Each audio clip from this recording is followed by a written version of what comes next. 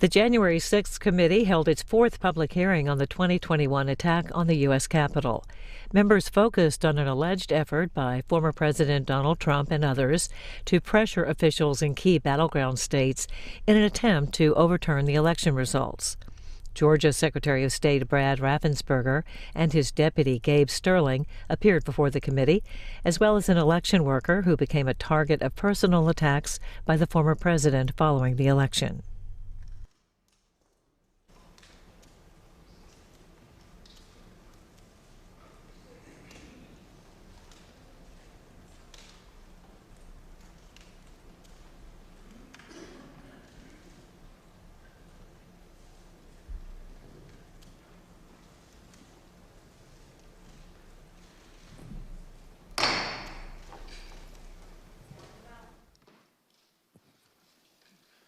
The Select Committee to investigate the January 6th attack on the United States Capitol will be in order.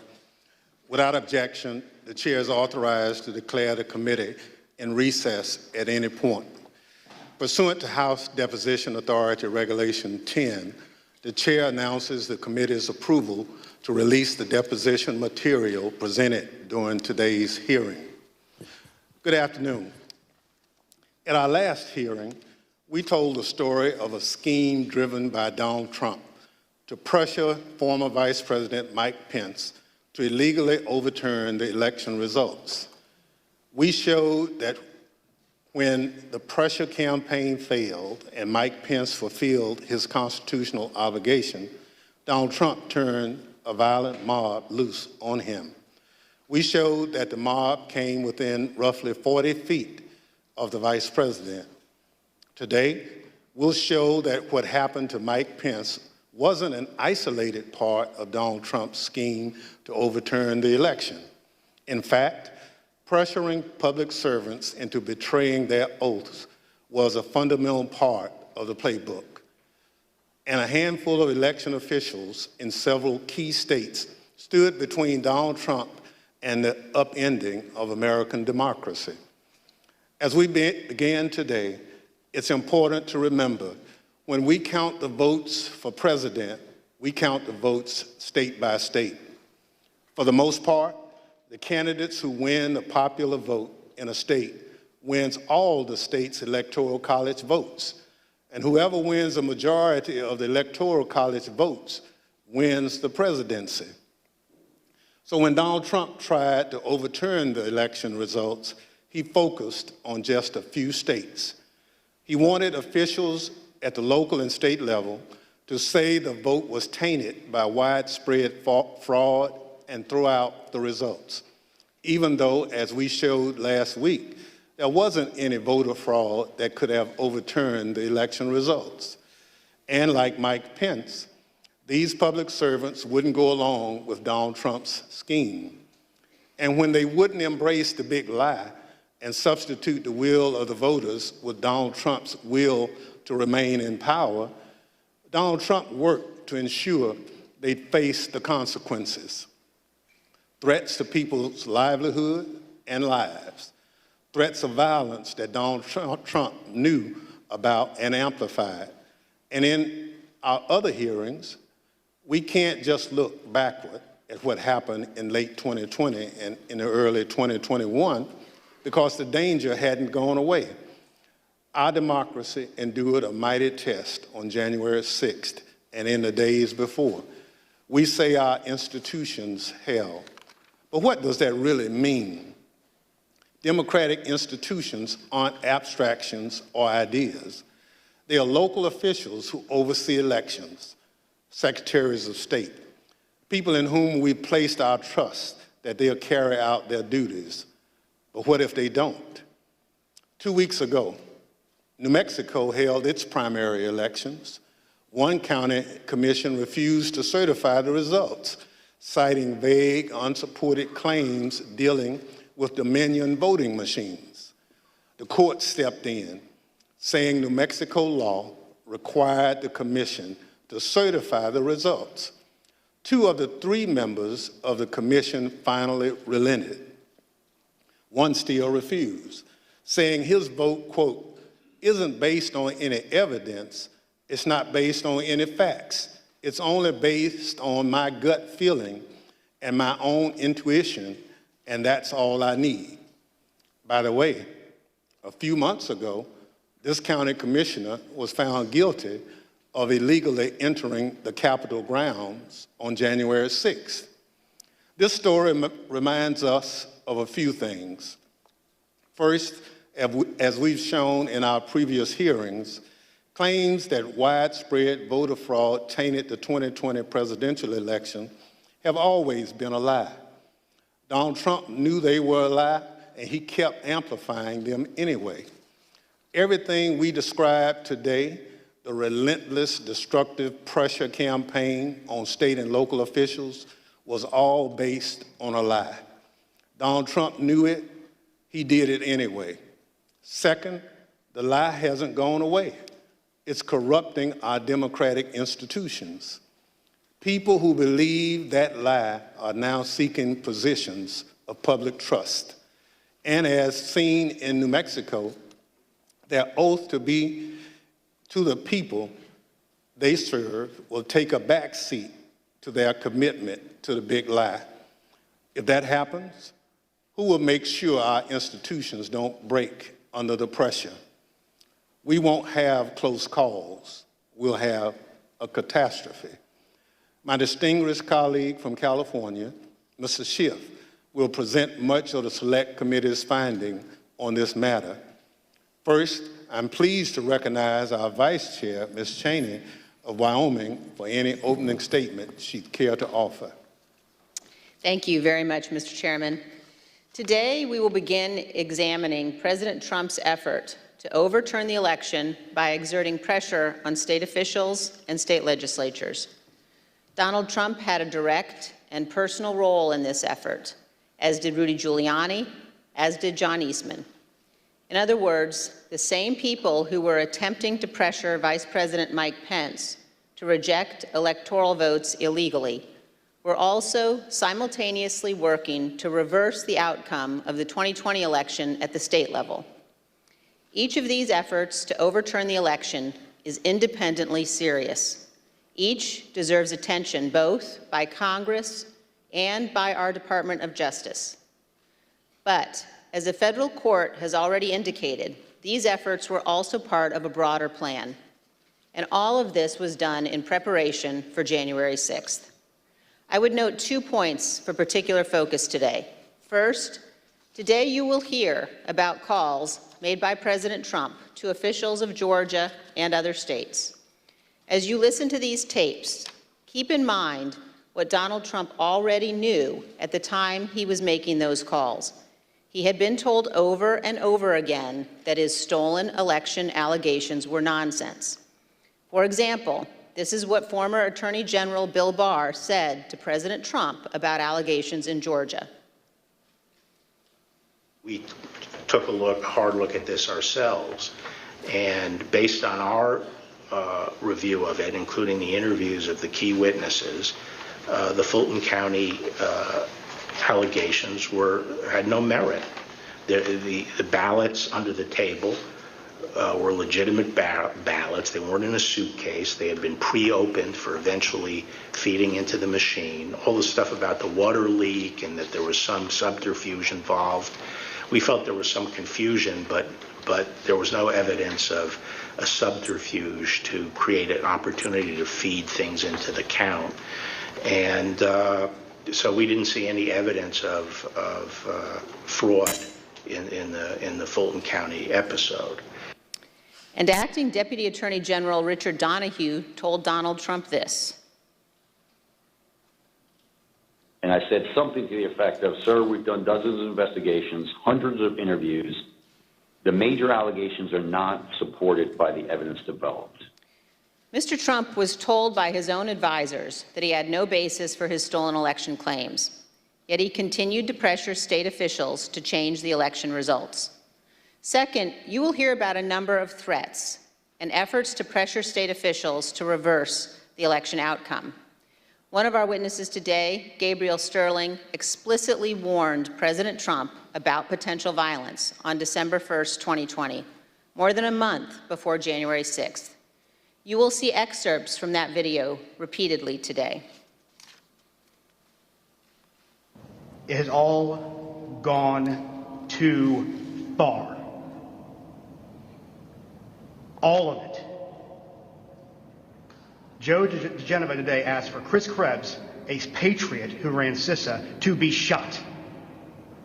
A 20-something tech in Gwinnett County today has death threats and a noose put out saying he should be hung for treason because he was transferring a report on batches from an EMS to a county computer so he could read it. It has to stop. Mr. President, you have not condemned these actions or this language. Senators, you have not condemned this language or these actions. This has to stop. We need you to step up, and if you're going to take a position of leadership, show some. My boss, Secretary Raffensperger, his address is out there. They have people doing caravans in front of their house. They've had people come onto their property. It has to stop. This is elections. This is the backbone of democracy, and all of you who have not said a damn word are complicit in this. The point is this: Donald Trump did not care about the threats of violence. He did not condemn them. He made no effort to stop them. He went forward with his fake allegations anyway. One more point. I would urge all of those watching today to focus on the evidence the committee will present. Don't be distracted by politics. This is serious. We cannot let America become a nation of conspiracy theories and thug violence. Finally, I want to thank our witnesses today for all of your service to our country. Today, all of America will hear about the selfless actions of these men and women who acted honorably to uphold the law, protect our freedom, and preserve our Constitution. Today, Mr. Chairman, we will all see an example of what truly makes America great. Thank you, Mr. Chairman. I yield back. Without objection, the chair recognizes the gentleman from California, Mr. Schiff, for an opening statement. Thank you, Mr. Chairman and Madam Vice Chair. On November 3rd, 2020, Donald Trump ran for re-election to the office of the presidency, and he lost. His opponent, Joe Biden, finished ahead in the key battleground states of Arizona, Michigan, Wisconsin, Pennsylvania, Georgia, and elsewhere. Nevertheless, and for the first time in history, the losing presidential candidate fought to hold on to power. As we have seen in previous hearings, he did so through a variety of means. On Election Day, he sought to stop the counting of the vote, knowing that the millions of absentee ballots elections officials would be counting on Election Day and thereafter would run strongly against him and deliver a victory to Joe Biden. Next, and when he could not stop the counting, he tried to stop state legislatures and governors from certifying the results of the election. He went to court and filed dozens of frivolous lawsuits, making unsubstantiated claims of fraud. When that too failed, he mounted a pressure campaign directed at individual state legislators to try to get them to go back into session and either declare him the winner, decertify Joe Biden as the winner, or send two slates of electors to Congress, one for Biden and one for him, and pressure Vice President Pence to choose him as the winner. But the state legislatures wouldn't go along with this scheme, and neither would the vice president. None of the legislatures agreed to go back into special session and declare him the winner. No legitimate state authority in the states Donald Trump lost would agree to appoint fake Trump electors and send them to Congress. But this didn't stop the Trump campaign either. They assembled groups of individuals in key battleground states and got them to call themselves electors, created phony certificates associated with these fake electors, and then transmitted these certificates to Washington and to the Congress to be counted during the joint session of Congress on January 6th. None of this worked. But according to Federal District Judge David Carter, former President Trump and others likely violated multiple federal laws by engaging in this scheme, including conspiracy to defraud the United States. You will hear evidence of the former president and his top advisors' direct involvement in key elements of this plot, or what Judge Carter called a coup in search of a legal theory. For as the judge explained, President Trump's pressure campaign to stop the electoral count did not end with Vice President Pence. It targeted every tier of federal and state elected officials. Convincing state legislatures, he said, to certify competing electors was essential to stop the count and ensure President Trump's reelection. As we have seen in our prior hearings, running through this scheme was a big lie that the election was plagued with massive fraud and somehow stolen. You'll remember what the president's own Attorney General, Bill Barr, said he told the president about these claims of massive fraud affecting the outcome of the election. And I told him that the stuff that his people were shoveling out to the public was bullshit. I mean, that the claims of fraud were bullshit. The president's lie was and is a dangerous cancer on the body politic. If you can convince Americans that they cannot trust their own elections, that any time they lose it is somehow illegitimate, then what is left but violence to determine who should govern? This brings us to the focus of today's hearing. When state elections officials refused to stop the count, Donald Trump and his campaign tried to put pressure on them.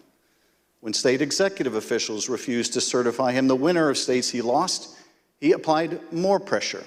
When state legislators refused to go back into session and appoint Trump electors, he amped up the pressure yet again.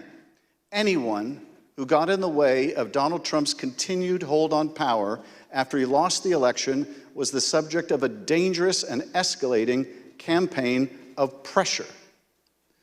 This pressure campaign brought angry phone calls and texts, armed protests, intimidation, and all too often, threats of violence and death. State legislators were singled out.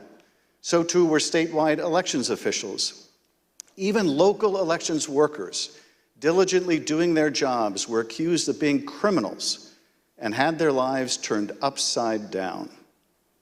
As we will show, the president's supporters heard the former president's claims of fraud and the false allegations he made against state and local officials as a call to action. Stop the steal! Stop the steal! Stop the steal! You're a threat to democracy! You're a threat to free and honest elections! America! We love our rights and our freedom!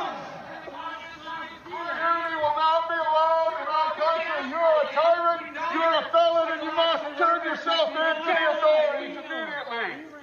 And then about 45 minutes later, we started to hear the noises outside my home, and my stomach sunk, and I thought, it's me. And then it's just, we don't know what's going to, I mean, the uncertainty of that was what was the fear. Like, are they coming with guns? Are they going to attack my house? I'm in here with my kid, I'm trying to put him to bed. And so it was, that was the scariest moment, just not knowing what was going to happen. This pressure campaign against state and local officials spanned numerous contested states, as you will see in this video produced by the Select Committee. My name is Josh Roselman. I'm an investigative counsel for the House Select Committee to investigate the January 6th attack on the United States Capitol. Beginning in late November 2020, the president and his lawyers started appearing before state legislators, urging them to give their electoral votes to Trump, even though he lost the popular vote. I represent President Trump along with Jenna Ellis, and this is our fourth or fifth hearing. This election has to be turned around because we won Pennsylvania by a lot, and we won all of these swing states by a lot. This was a strategy with both practical and legal elements. The Select Committee has obtained an email from just 2 days after the election in which a Trump campaign lawyer named Cleta Mitchell asked another Trump lawyer, John Eastman, to write a memo justifying the idea. When do you remember this coming up as an option in the post-election period for the first time? right after the election. It might have been before the election. Eastman prepared a memo attempting to justify this strategy, which was circulated to the Trump White House, Rudy Giuliani's legal team, and state legislators around the country. And he appeared before the Georgia state legislature to advocate for it publicly. But you could also do what the Florida legislature was prepared to do, which is to adopt a slate of electors yourselves. And when you add in the mix of the significant statistical anomalies and sworn affidavits and video evidence of outright election fraud, I don't think it's just your authority to do that, but quite frankly, I think you have a duty to do that, to protect the integrity of the election here in Georgia. But Republican officials in several states released public statements recognizing that President Trump's proposal was unlawful. For instance, Georgia Governor Brian Kemp called the proposal unconstitutional, while Arizona House Speaker Rusty Bowers wrote that the idea would undermine the rule of law. The pressure campaign to get state legislators to go along with the scheme intensified when President Trump invited delegations from Michigan and Pennsylvania to the White House. Either you or Speaker Chatfield, did you make the point to the president that you were not going to do anything that violated Michigan law? I believe we did. Whether or not it was those exact words or not, but I think that the words that I would have more likely used is we were going to follow the law. Nevertheless, the pressure continued. The next day, President Trump tweeted, quote, "Hopefully the courts and/or legislatures will have the courage to do what has to be done to maintain the integrity of our elections and the United States of America itself. The world is watching." He posted multiple messages on Facebook listing the contact information for state officials and urging his supporters to contact them to, quote, "demand a vote on decertification." In one of those posts, President Trump disclosed Mike Shirkey's personal phone number to his millions of followers. All I remember is receiving over just shy of 4,000 text messages over a short period of time, calling to take action. It was a loud noise, loud, consistent cadence of, we hear that the Trump folks are calling and asking for changes in the electors, and you guys can do this. Well, they were believing things that were untrue. These efforts also involved targeted outreach to state legislators. Hi, Representative. My name is Angela McCallum. I'm calling from Trump campaign headquarters in Washington, D.C. You do have the power to reclaim your authority and send a slate of electors that will support President Trump and Vice President Pence. From President Trump's lawyers and from Trump himself. And I've become friendly with legislators that I didn't know 4 weeks ago. Another legislator, Pennsylvania House Speaker Brian Cutler, received daily voicemails from Trump's lawyers in the last week of November. Mr. Speaker, this is Rudy Giuliani and Jenna Ellis. We're calling you together because we'd like to discuss, obviously, the election. Hello, Mr. Speaker. This is Jenna Ellis, and I'm here with Mayor Giuliani. Hey, Brian, it's Rudy. I really have something important to call to your attention that I think really changes things. Cutler felt that the outreach was inappropriate and asked his lawyers to tell Rudy Giuliani to stop calling, but Giuliani continued to reach out. I understand that you don't want to talk to me now. I just want to bring some facts to your attention and talk to you as a fellow Republican. On December 30th, Trump ally Steve Bannon announced a protest at Cutler's home. We're getting on the road and we're going down to Cutler. We're going to start going to offices, and if we have to, we're going to go to homes, and we're going to let them know what we think about them. There were multiple protests. I actually don't remember the exact number. There was at least 3, I think. Outside either my district office or my home. And you're correct, my then 15-year-old son was home by himself for the first one. All of my personal information was doxed online. It was my personal email, my personal cell phone, my home phone number. In fact, we had to disconnect our home phone for about 3 days because it would ring all hours of the night and would fill up with messages. Brian Cutler, we're outside. Clerks facing felony charges in Michigan. Poll watchers denied access in Pennsylvania. These ads were another element in the effort. The Trump campaign spent millions of dollars running ads online and on television. The evidence is overwhelming. Call your governor and legislators. Demand they inspect the machines and hear the evidence. Public pressure on state officials often grew dangerous in the lead up to January 6th. Let us in! Let us in! Let us in! Let us in! Special session! Special session! Special session! We'll light the whole shit on fire. What are we going to do? What can you and I do to a state legislator besides kill him? Although we should not do that. I'm not advising that, but I mean, what else can you do, right? The punishment for treason is death. The state pressure campaign and the danger it posed to state officials and to state capitals around the nation was a dangerous precursor to the violence we saw on January 6th at the U.S. Capitol. Today you will hear from Rusty Bowers, the Republican Speaker of the Arizona House of Representatives. He will tell us about his conversations with the President, with Rudy Giuliani and John Eastman, and what the President's team asked of him and how his oath of office would not permit it. You will then hear from Brad Raffensperger, the Republican Secretary of State of Georgia, who Trump directed to, quote, find 11,780 votes that did not exist, but just the exact number of votes needed to overtake Joe Biden. You will also hear from Gabriel Sterling, the Chief Operating Officer, his Chief Operating Officer, about the spurious claims of fraud in the elections in Georgia, and who, responding to a cascading set of threats to his elections team, warned the President to stop, that someone was going to get killed. And you will hear from Wandrea Shea Moss, a former local elections worker in Fulton County, Georgia, about how all of the lies about the election impacted the lives of real people who administer our elections and still do. You will hear what they experienced when the most powerful man in the world, the President of the United States, sought to cling to power after being voted out of office by the American people. The system held, but barely.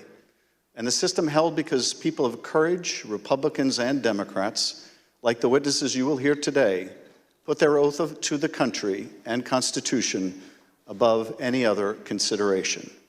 They did their jobs, as we must do ours. Thank you, Mr. Chairman, and I yield back. I now welcome our first panel of witnesses.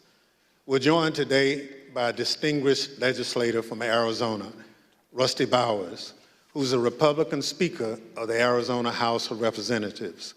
Mr. Bowers was first elected to the state legislature in 1993 and has served as Speaker since 2019.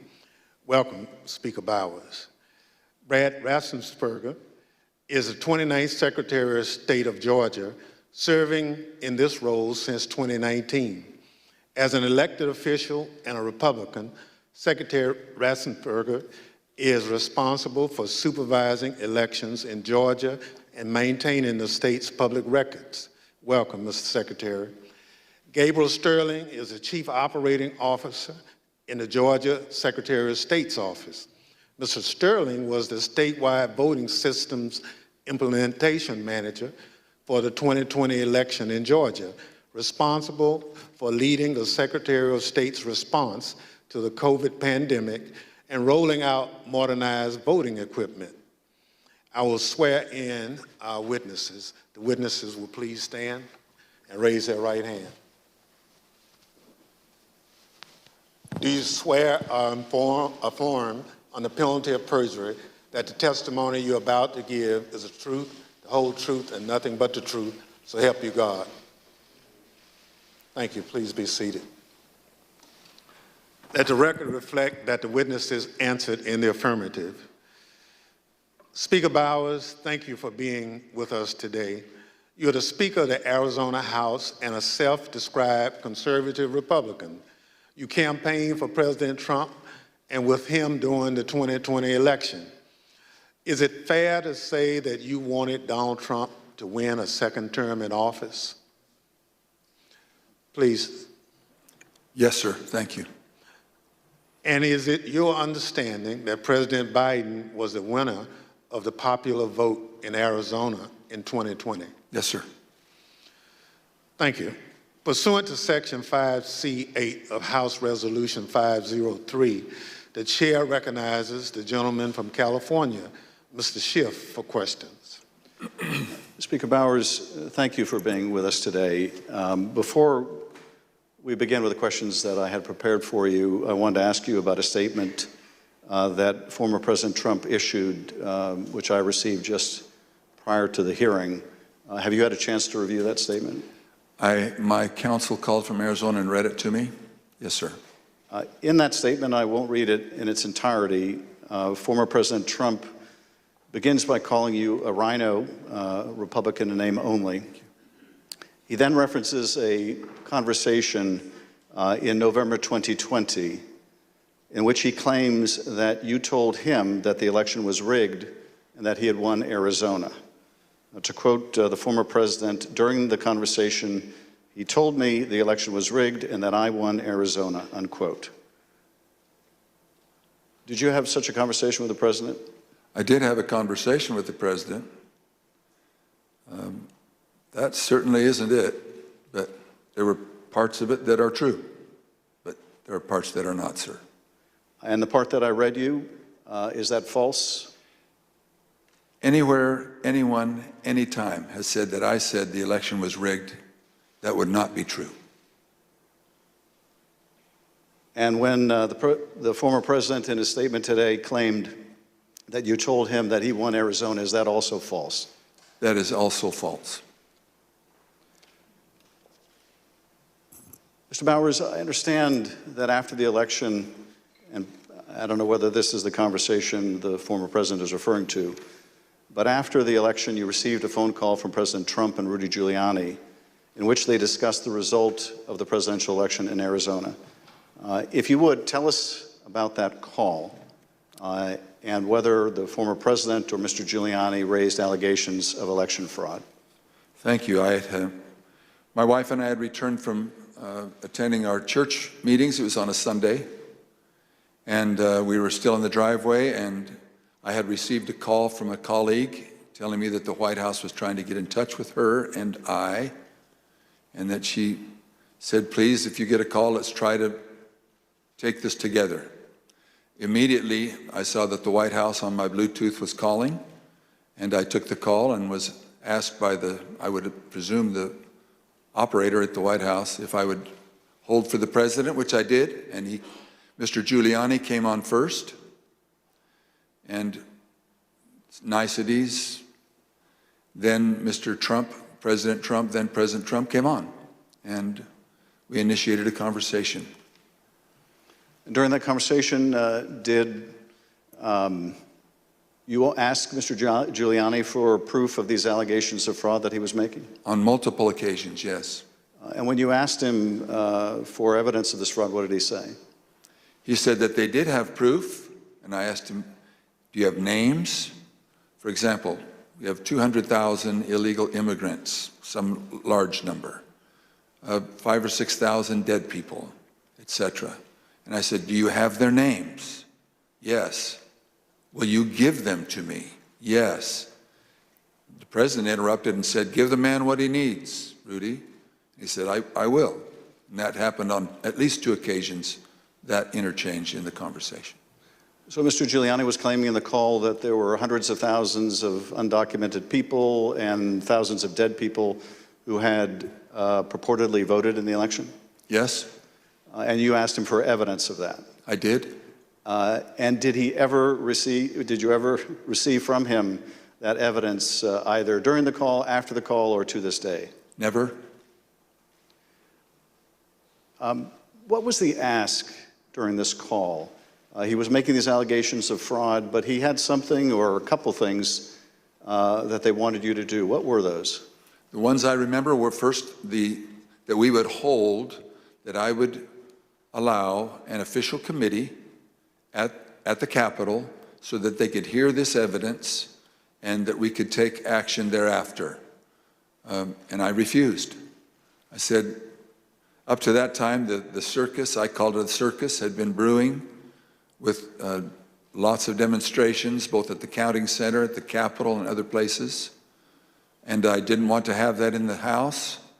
I did not feel that the evidence, granted in its absence, merited a hearing, and I didn't want to be used as a pawn if there was some other need that the committee hearing would fulfill. So that was the first ask, that we hold an official committee hearing. And what was his second ask? I said, to what end? To what end the hearing? He said, well, we have heard by an official high-up in the Republican legislature that there is a legal theory or a legal ability in Arizona that you can remove the electors of President Biden and replace them.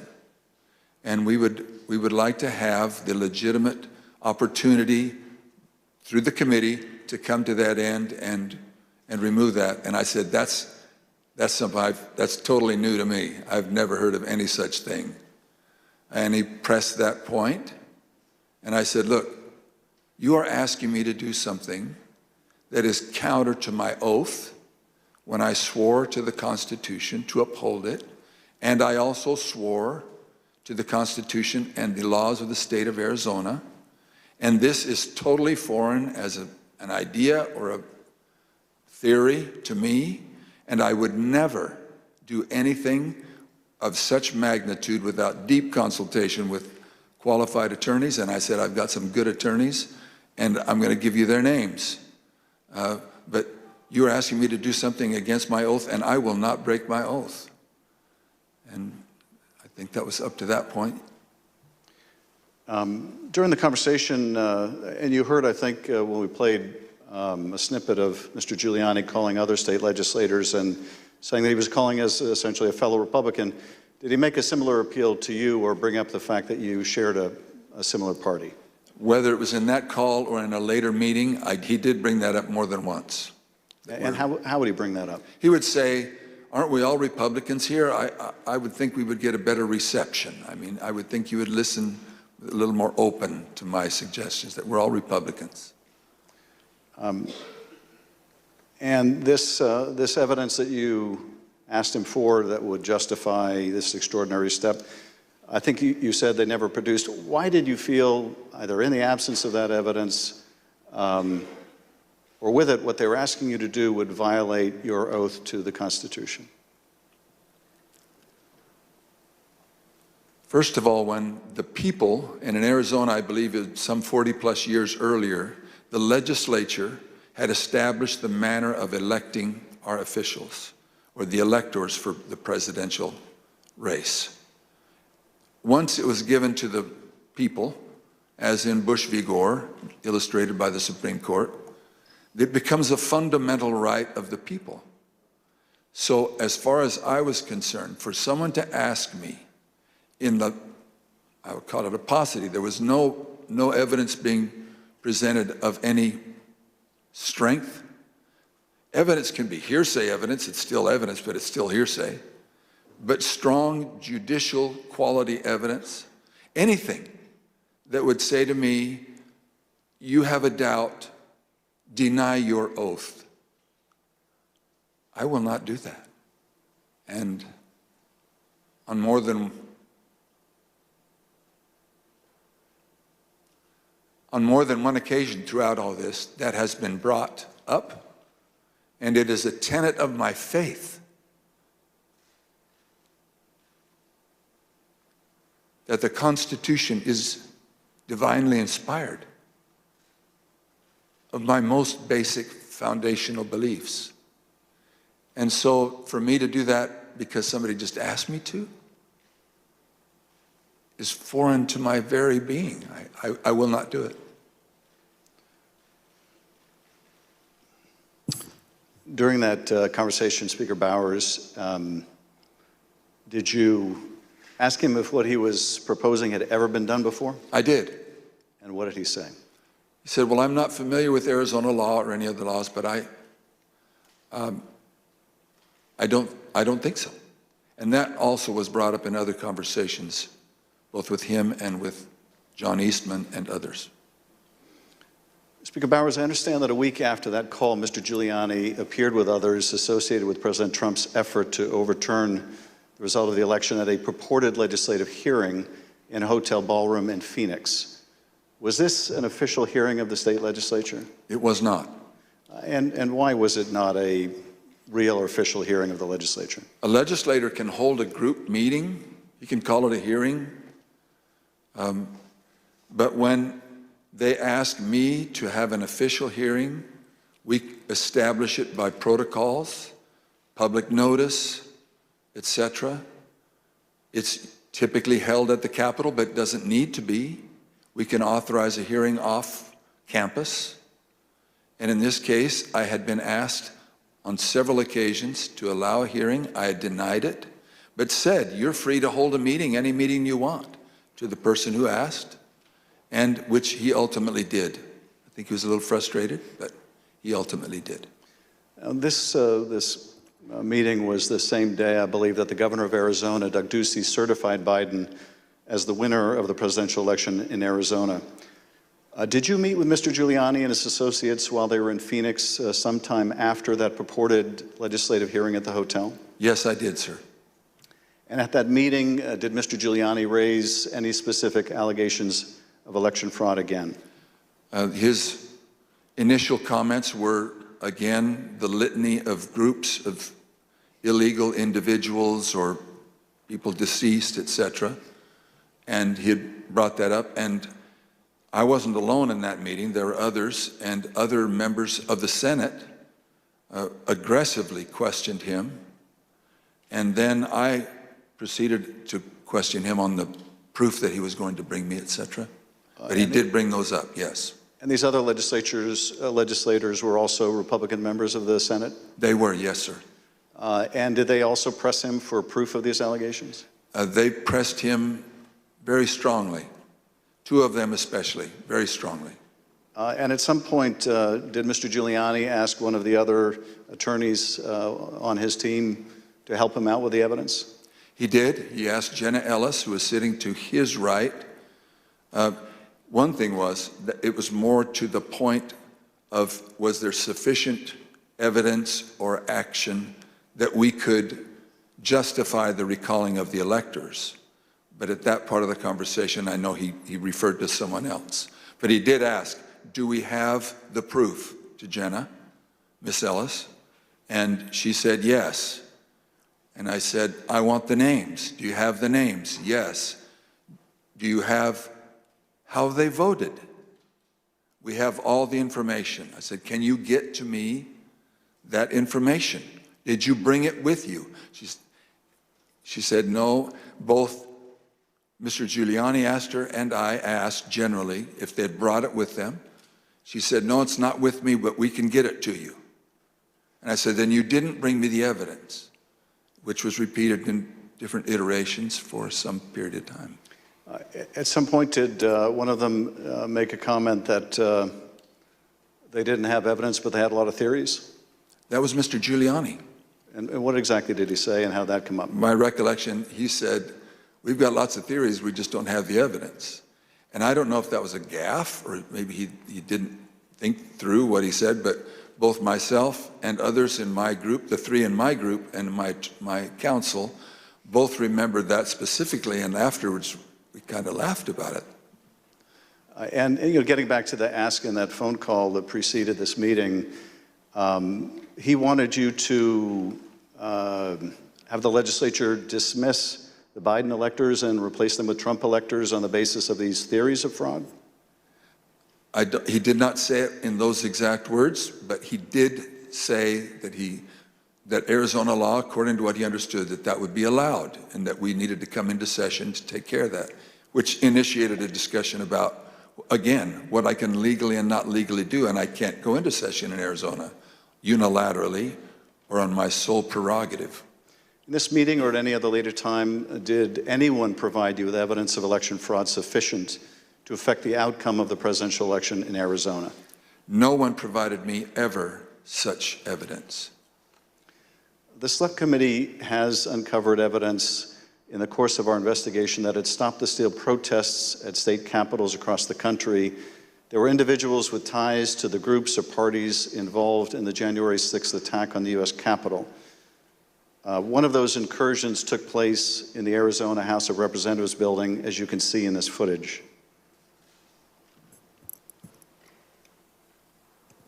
This is previously undisclosed video of protesters illegally entering and refusing to leave the building. One of the individuals prominently shown in this video is Jacob Chansley. Perhaps better known as the QAnon shaman, this rioter entered the Capitol on January 6th, was photographed leaving a threatening note on the dais in the U.S. Senate chamber, and was ultimately sentenced to 41 months in prison after pleading guilty to obstruction of an official proceeding. Other protesters who occupied the Arizona House of Representatives building included Proud Boys, while men armed with rifles stood just outside the entrance. I understand these protesters were calling for you by name, Speaker Bowers. Is that correct? That is correct. Speaker Bowers, did the president call you again in later in December? He did, sir. Did you tell the president in that second call that you supported him, that you voted for him, but that you were not going to do anything illegal for him? I did, sir. Nevertheless, his lawyer, John Eastman, called you some days later on June 4th, 2021. And he did have a very specific ask that would have required you to do just what you had already told the president you wouldn't do, something that would violate your oath. Is that correct? That's correct. It wasn't just me. I had my counsel and others on the call. And what did Dr. Eastman want you to do?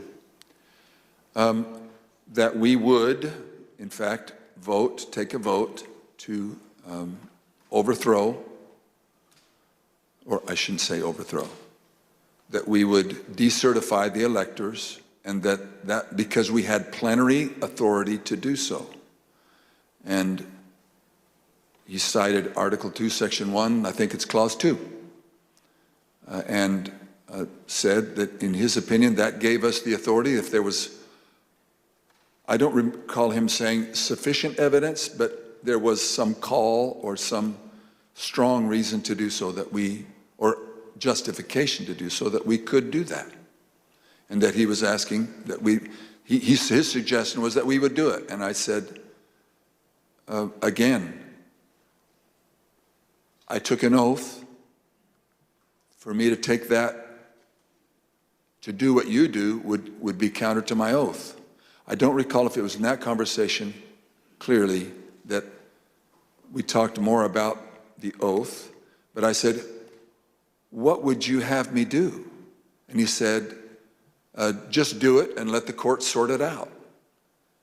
And I said, you're asking me to do something that's never been done in history, the history of the United States, and I'm going to put my state through that without sufficient proof, and that's going to be good enough with me? That I would put us through that, my state, that I swore to uphold both in Constitution and in law? No, sir. He said, well, that's my suggestion would be just do it and let the courts figure it all out. And he didn't use that exact phrase, but that was what his meaning was, and I declined, and I believe that was close to the end of our phone call. And again, this took place after you had recently spoken with President Trump and told him that you wouldn't do anything illegal for him. Is that right? It wasn't days after. Obviously, it was days after, but a few days had gone by. But you had told President Trump you would not do anything illegal for him. I did, both times. And you told Dr. Eastman that you did not believe there was legal support to justify what he was asking, but he still wanted you to do it and effectively let the courts work it out? I've been warned, don't say things you think, maybe he said, but I do remember him saying that the authority of the legislature was plenary and that you can do it. I said, then you should know that I can't even call the legislature into session without a 2/3 majority vote. We're only 30 plus 1. There's no way that could happen. But in your view, what he was asking you to do would have violated your oath to the Constitution, both the United States Constitution and the Constitution of the state of Arizona? Yes, sir. Did you also receive a call from U.S. Representative Andy Biggs of Arizona on the morning of January 6th? I did. And what did Mr. Biggs ask you to do? I believe that was the day that the vote was occurring to each state to have certification, or to declare the certification of the electors. And he asked if I would sign on both to a letter that had been sent from my state and or that I would support the decertification of the electors. And I said I would not.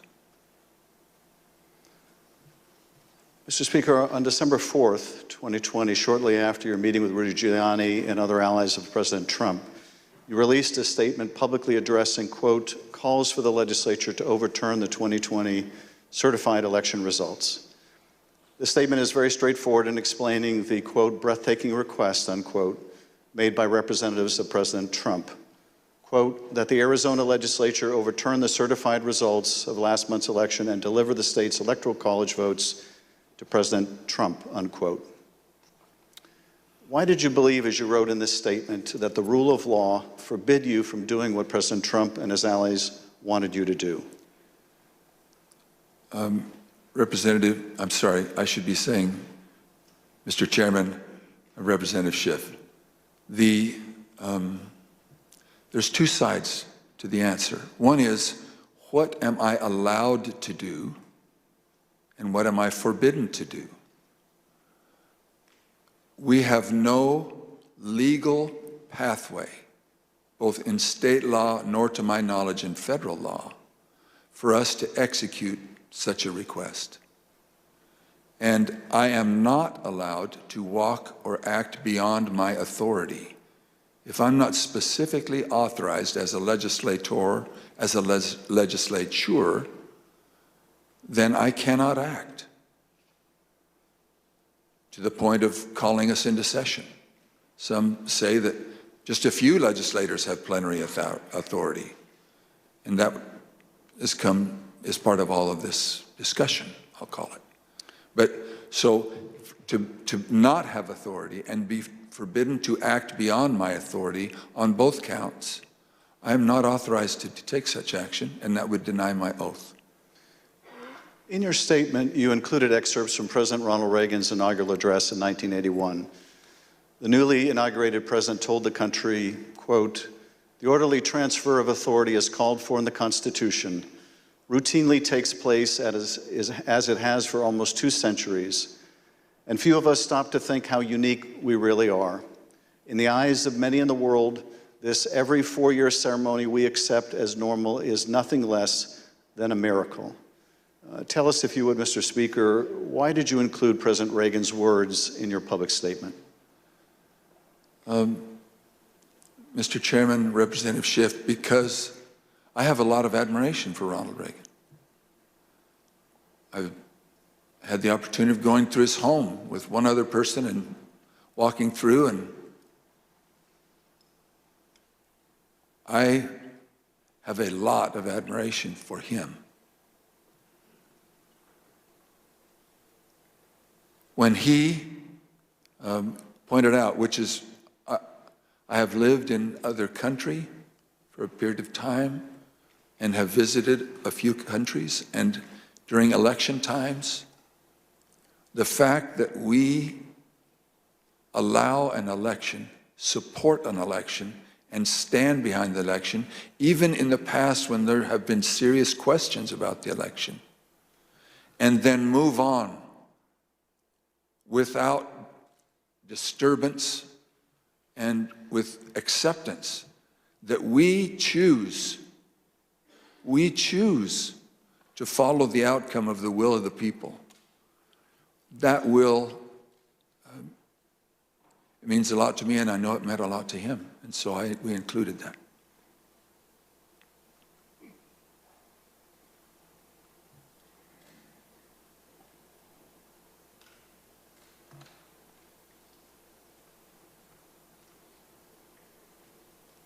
Thank you, Speaker Bowers. I now want to look even more deeply at the fake electors scheme. Every 4 years, citizens from all over the United States go to the polls to elect their president. Under our Constitution, when we cast our votes for president, we are actually voting to send electors pledged to our preferred candidate to the Electoral College. In December, the electors in each state meet, cast their votes, and send those votes to Washington. There is only one legitimate slate of electors from each state. On the 6th day of January, Congress meets in a joint session to count those votes, and the winner of the Electoral College vote becomes the president. In this next segment, you'll hear how President Trump and his campaign were directly involved in advancing and coordinating the plot to replace legitimate Biden electors with fake electors not chosen by the voters. You'll hear how this campaign convinced these fake electors to cast and submit their votes through fake certificates, telling them that their votes would only be used in the event that President Trump won his legal challenges. Yet when the president lost those legal challenges, when courts rejected them as frivolous and without merit, the fake elector scheme continued. At this point, President Trump's own lawyers, so-called Team Normal, walked away rather than participate in the plan. And his own White House counsel's office said that the plan was not legally sound. Let's play the following video produced by the Select Committee. My name is Casey Lucier. I'm an investigative counsel for the House Select Committee to investigate the January 6th attack on the United States Capitol. On November 18th, a lawyer working with the Trump campaign named Kenneth Chesebro wrote a memo arguing that the Trump campaign should organize its own electors in the swing states that President Trump had lost. The Select Committee received testimony that those close to President Trump began planning to organize fake electors for Trump in states that Biden won in the weeks after the election. Who do you remember being involved in those early discussions around the Thanksgiving time regarding having alternate electors meet? Mr. Giuliani, several of Mr. Giuliani's associates, Mr. Meadows,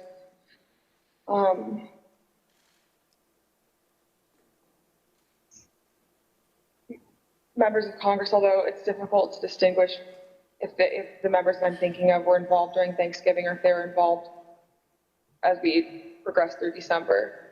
At the president's direct request, the RNC assisted the campaign in coordinating this effort. What did the president say when he called you?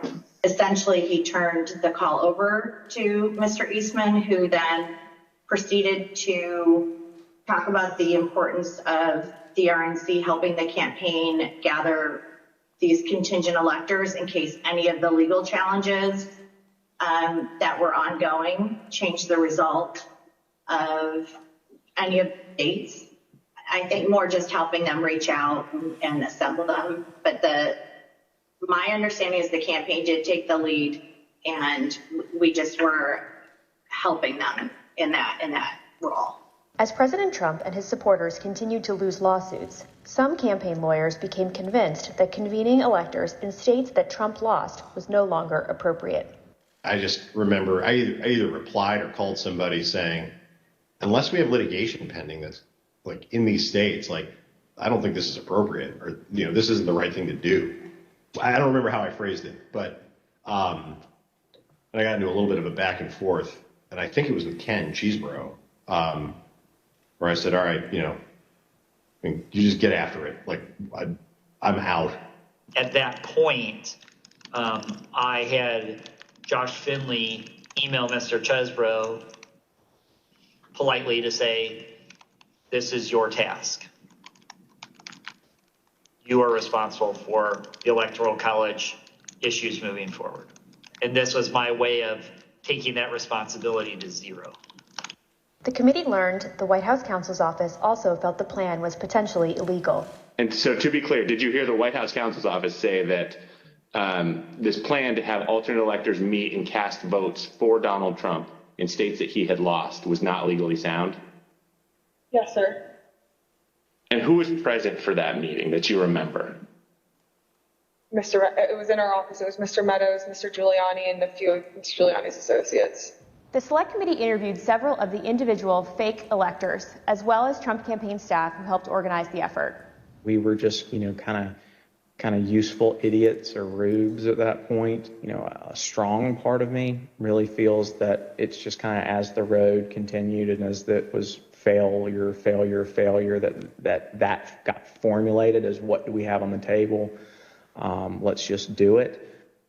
And now, after what we've told you today about the Select Committee's investigation about the conclusion of the professional lawyers on the campaign staff, Justin Clark, Matt Morgan, and Josh Finley, about their unwillingness to participate in the convening of these electors, how does that contribute to your understanding of these issues? I'm angry.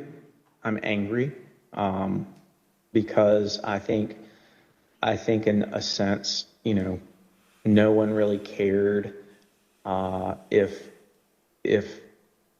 people were potentially putting themselves in jeopardy.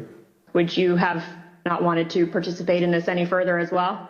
I absolutely would not have.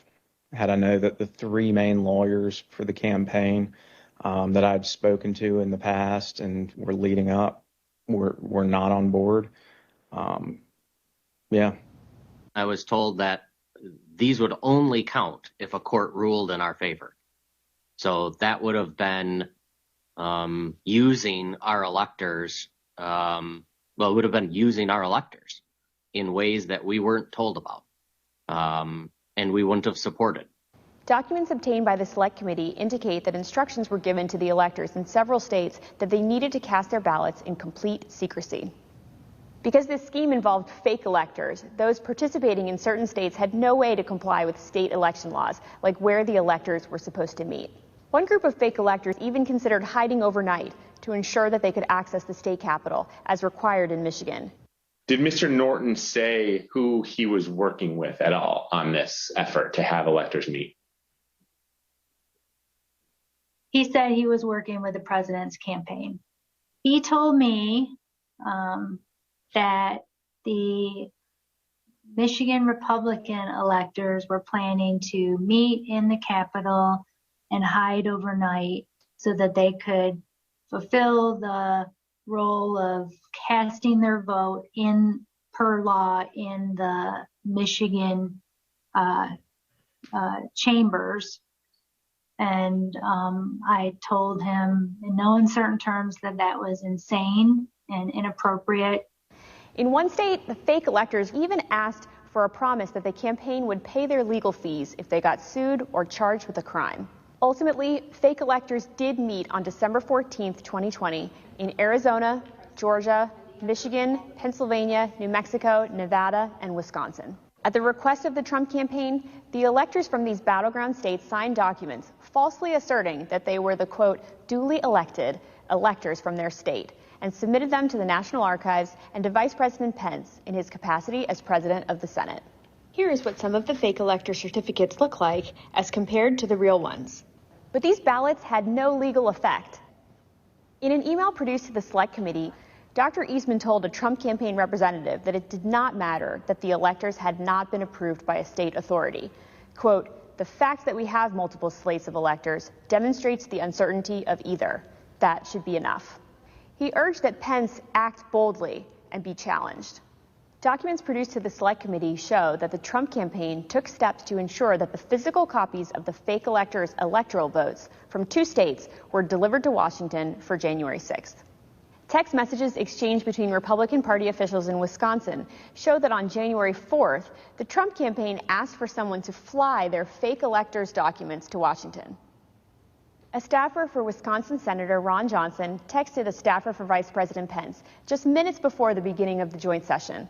This staffer stated that Senator Johnson wished to hand-deliver to the vice president the fake electors' votes from Michigan and Wisconsin. The vice president's aide unambiguously instructed them not to deliver the fake votes to the vice president. Even though the fake elector slates were transmitted to Congress and the executive branch, the vice president held firm in his position that his role was to count lawfully submitted electoral votes. Joseph R. Biden, Jr. of the state of Delaware has received 306 votes. Donald J. Trump of the state of Florida has received 232 votes. Which is what he did when the joint session resumed on January 6th after the attack on the Capitol. 538.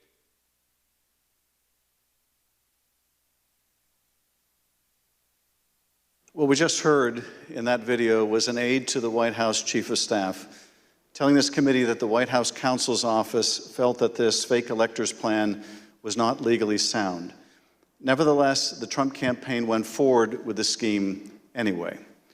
Speaker Bowers, were you aware that fake electors had met in Phoenix on December 14th and purported to cast electoral votes for President Trump? I was not. When you learned that these electors had met and sent their electoral votes to Washington, what did you think?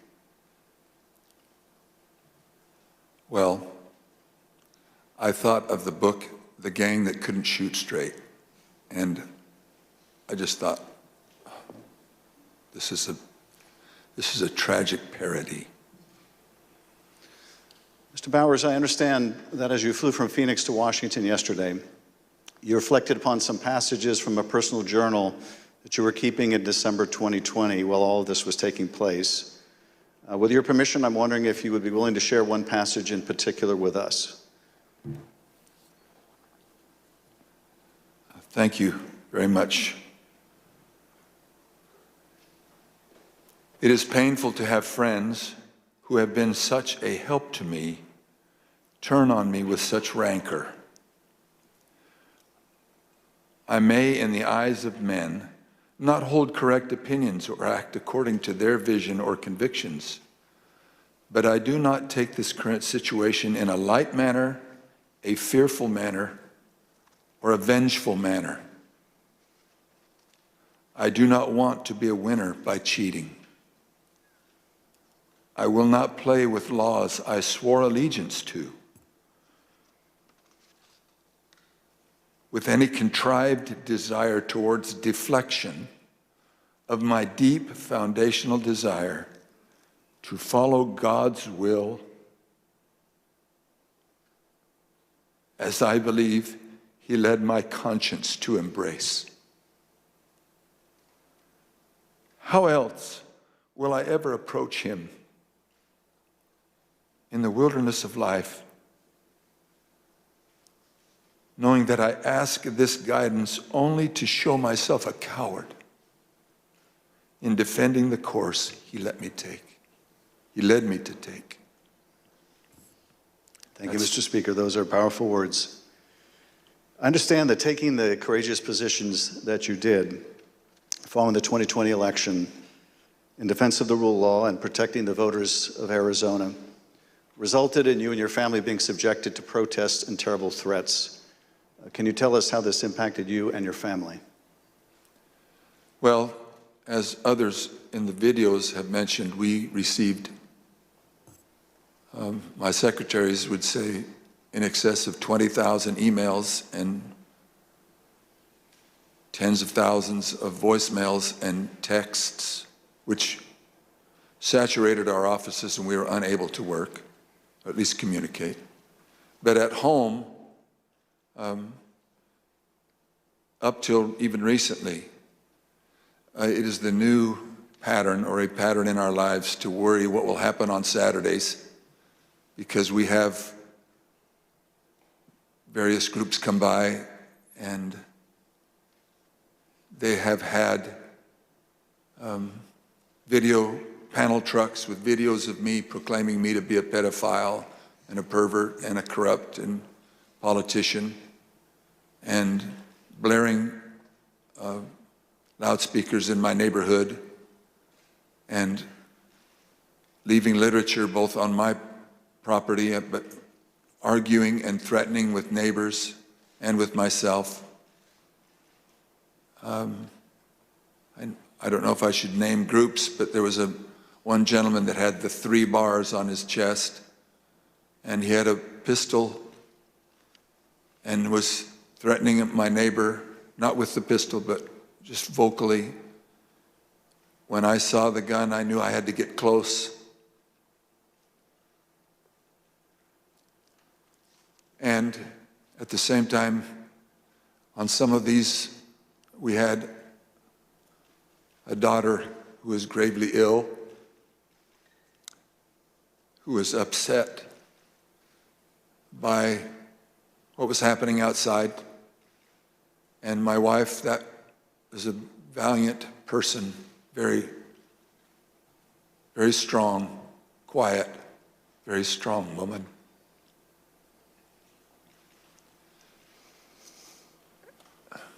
So it was disturbing. It was disturbing. Mr. Speaker, I want to thank you for your service to the state of Arizona and to the country. Mr. Chairman, at this point, I think it'd be appropriate to take a short recess. Accordingly, I reserve the balance of my time.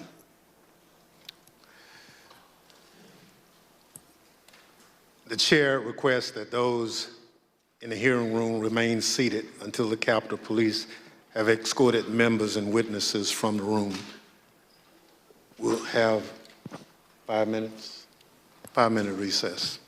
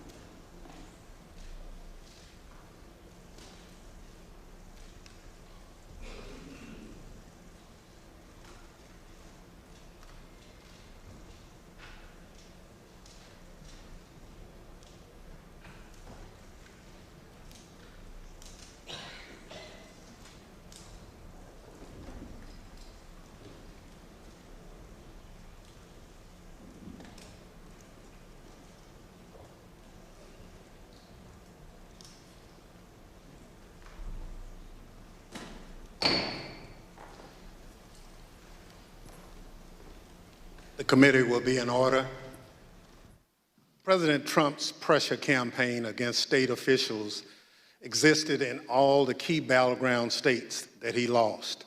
But the former president had a particular obsession with Georgia. Here is the president on the afternoon of January 6th, after his own attorney general warned him that the claims you are about to hear are patently false. They should find those votes. They should absolutely find that. Just over 11,000 votes, that's all we need. They defrauded us out of a win in Georgia, and we're not going to forget it. So the state of Georgia is where we will turn our attention to next. I want to emphasize that our investigation into these issues is still ongoing. As I stated in our last hearing, if you have relevant information or documentary evidence to share with the Select Committee, we welcome your cooperation. But we will share some of our findings with you today. Secretary Raffensperger, thank you for being here today. You've been a public servant in Georgia since 2015, serving first as a member of the Georgia House of Representatives, and then, since January 2019, as Georgia's Secretary of State. As a self-described conservative Republican, is it fair to say that you wanted President Trump to win the 2020 election? Yes, it is. Mr. Secretary, many witnesses have told the Select Committee that Election Day, November 3rd, 2020, was a largely uneventful day in their home states. In spite of the challenges of conducting an election during a pandemic, you wrote in the Washington Post that the election was, quote, successful.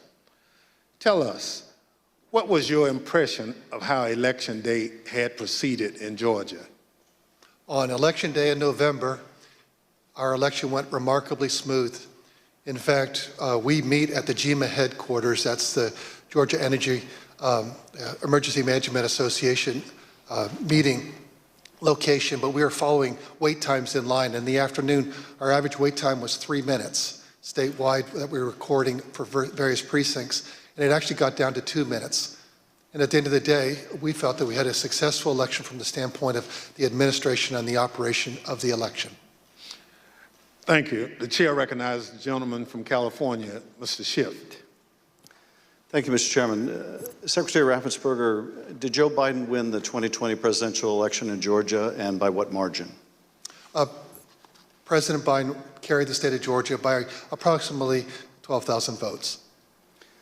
And Mr. Secretary, as I understand it, your office took several steps to ensure the accuracy of the vote count in Georgia, reviewing the vote count in at least 3 different ways. These steps included a machine recount, a forensic audit, and a full hand recount of every one of the 5 million ballots cast.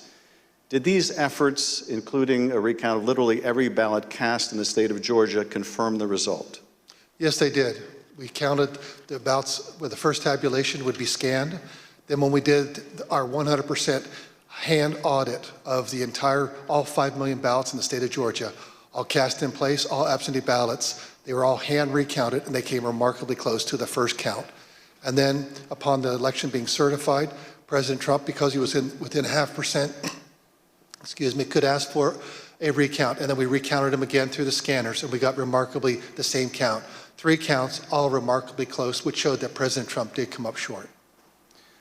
Nevertheless, as you will see, the president and his allies began making numerous false allegations of voter fraud, false allegations that you and Mr. Sterling, among others, had to address. Mr. Sterling, thank you also for being here today.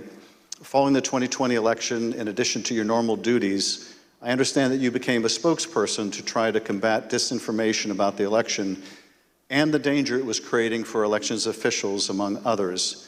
In a December 1 press conference, you addressed some of your remarks directly to President Trump. Let's take a look at what you said that day. Mr. President, it looks like you likely lost the state of Georgia. We're investigating. There's always a possibility. I get it. And you have the rights to go through the courts. What you don't have the ability to do, and you need to step up and say this, is stop inspiring people to commit potential acts of violence. Someone's going to get hurt. Someone's going to get shot. Someone's going to get killed. And it's not right. It's not right. Mr. Sterling, what prompted you to make these remarks? Mr. Schiff, we had a previously scheduled press conference that day, as we were in the habit of doing, trying to be as transparent as we could about the election and the counts going on. A little after lunch that day, lunchtime, I received a call from the project manager from Dominion Voting Systems, who was audibly shaken. She's not the kind of person I would assume would be that way. She has a master's from MIT, a graduate of the Naval Academy, and was very much on the ball and pretty unflappable. And she informed me about a young contractor they had who had been receiving threats from a video had been posted by some QAnon supporters. And at that point, we had been steeping in this kind of stuff. So it was around us all the time. So I didn't take note of it more than adding to the pile of other stuff we were having to deal with. And I did pull up Twitter, and I scrolled through it, and I saw the young man's name. There was a particular tweet that, for lack of a better word, was a straw that broke the camel's back. Had the young man's name.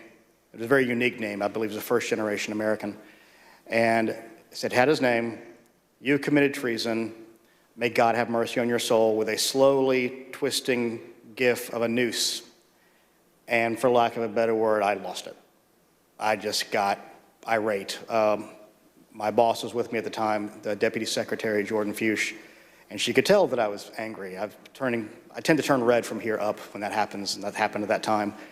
And she called Secretary Raffensperger to say, "We're seeing these kind of threats, and Gabe thinks we need to say something about it."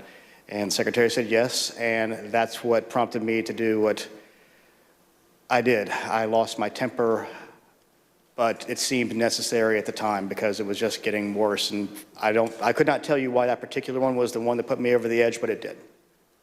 Now, after you made this plea to the president, did Donald Trump urge his supporters to avoid the use of violence? Not to my knowledge. Now, as we know, the president was aware of your speech because he tweeted about it later that day. Let's take a look at what the president said. In the tweet, Donald Trump claims that there was, quote, massive voter fraud in Georgia. Mr. Sterling, that was just plain false, wasn't it? Yes, sir. Nevertheless, the very next day, on December 2nd, President Trump released a lengthy video again making false claims of election fraud in Georgia. Let's take a look at what he said this time. They found thousands and thousands of votes that were out of whack, all against me. In fact, the day after Donald Trump released that video, so now we're talking just 2 days after the emotional warning that you gave that someone's going to get killed, representatives of President Trump appeared in Georgia, including Rudy Giuliani, and launched a new conspiracy theory that would take on a life of its own and threaten the lives of several innocent election workers. This story falsely alleges that sometime during election night, election workers at the State Farm Arena in Atlanta, Georgia, kicked out poll observers. After the observers left, the story goes, these workers pulled so-called suitcases of ballots from under a table and ran those ballots through counting machines multiple times. Completely without evidence, President Trump and his allies claimed that these suitcases contained as many as 18,000 ballots, all for Joe Biden. None of this was true. But Rudy Giuliani appeared before the Georgia State Senate and played a surveillance video from State Farm Arena, falsely claiming that it showed this conspiracy taking place. Here's a sample of what Mr. Giuliani had to say during that hearing.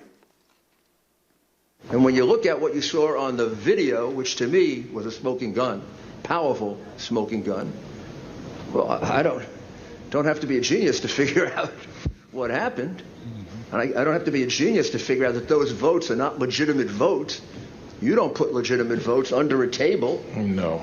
Wait until you throw the opposition out, and in the middle of the night, count them. We would have to be fools to think that. President Trump's campaign amplified Giuliani's false testimony in a tweet, pushing out the video footage. Giuliani likewise pushed out his testimony on social media. As you can see in this tweet, Mr. Giuliani wrote that it was, quote, now beyond doubt, unquote, that Fulton County Democrats had stolen the election. Later in this hearing, we'll hear directly from one of the election workers in this video about the effect these lies had on her and on her family. Mr. Sterling, did the investigators in your office review the entire surveillance tape from the State Farm Arena on election night? They actually reviewed approximately 48 hours going over the time period where action was taking place at the counting center at State Farm Arena. And what did the tape actually show?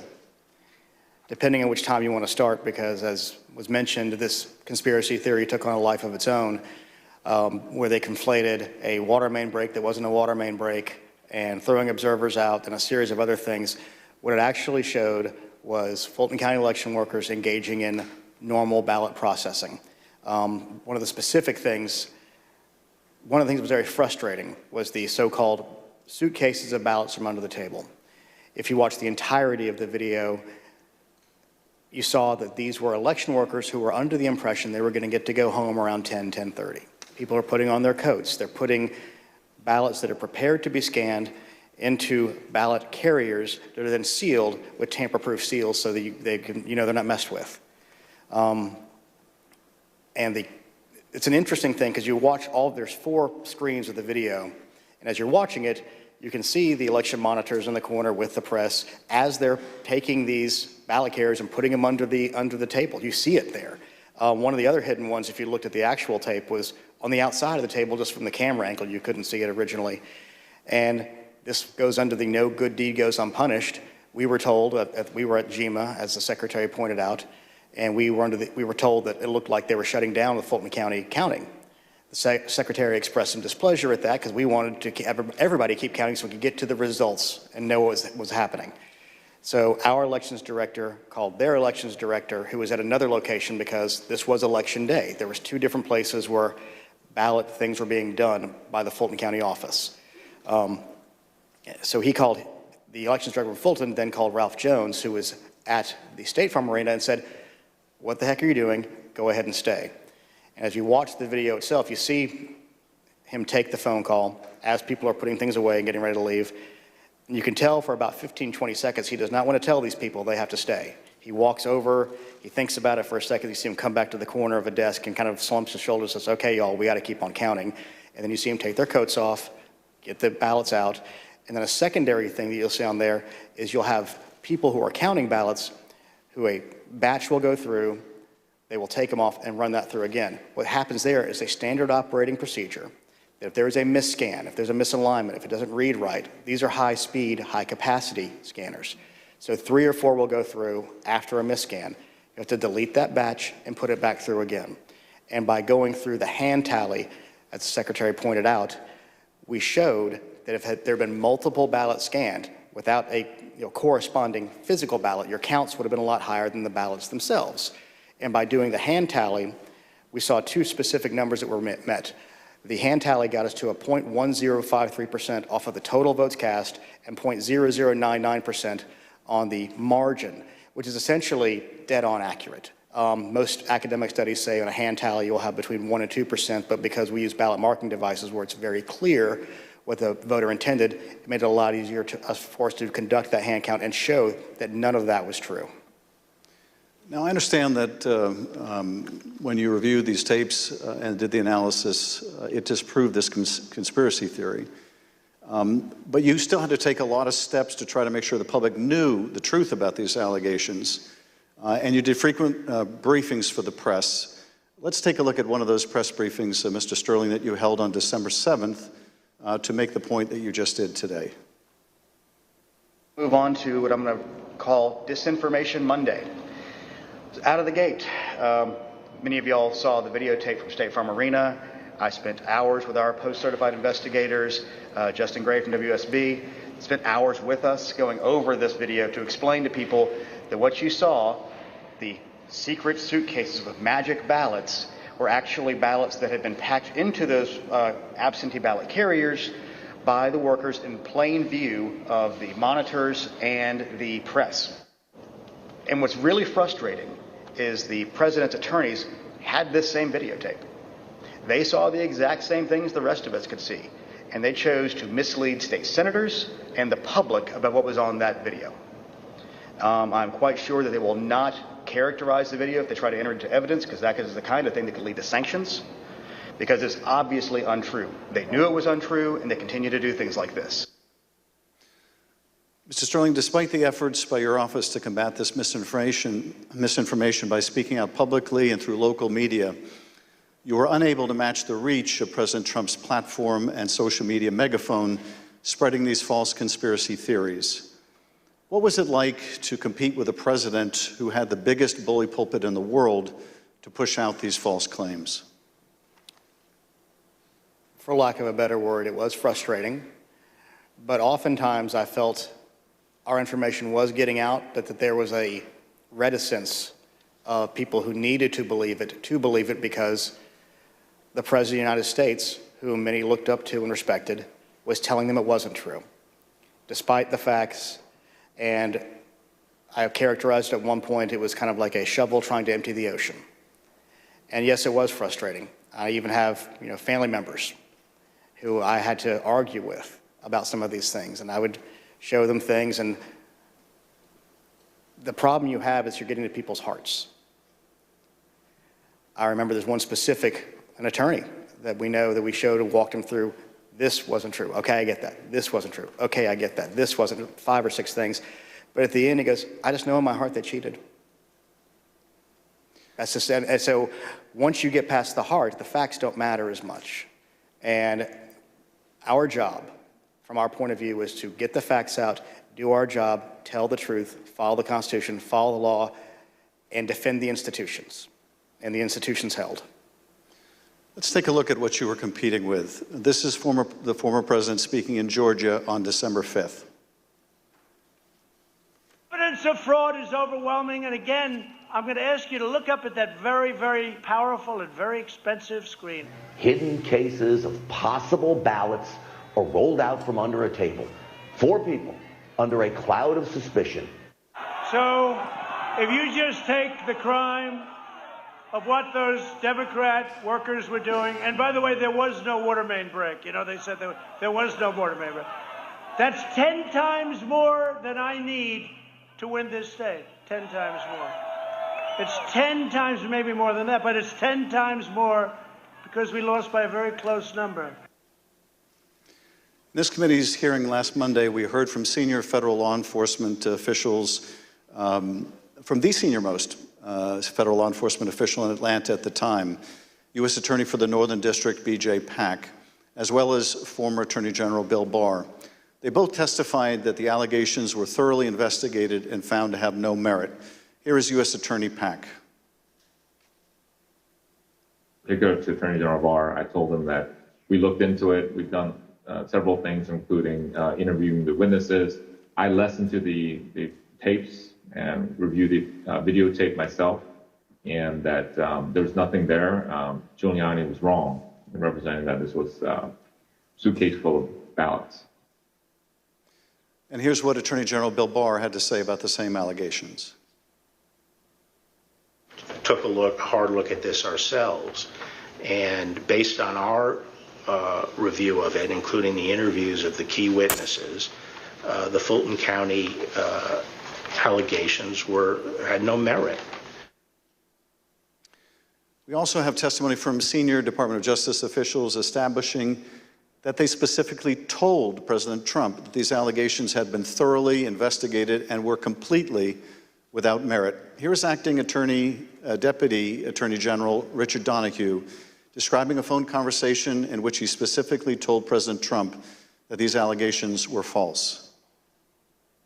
The president kept fixating on this suitcase that supposedly had fraudulent ballots and that the suitcase was rolled out from under the table. And I said, no, sir, there is no suitcase. You can watch that video over and over. There is no suitcase. There is a wheeled bin where they carry the ballots. No matter how many times senior Department of Justice officials, including his own Attorney General, told the president that these allegations were not true, President Trump kept promoting these lies and putting pressure on state officials to accept them. On January 2nd, the president had a lengthy telephone conversation with Secretary Raffensperger. Prior to the president's call, though, I want to share a bit of important context.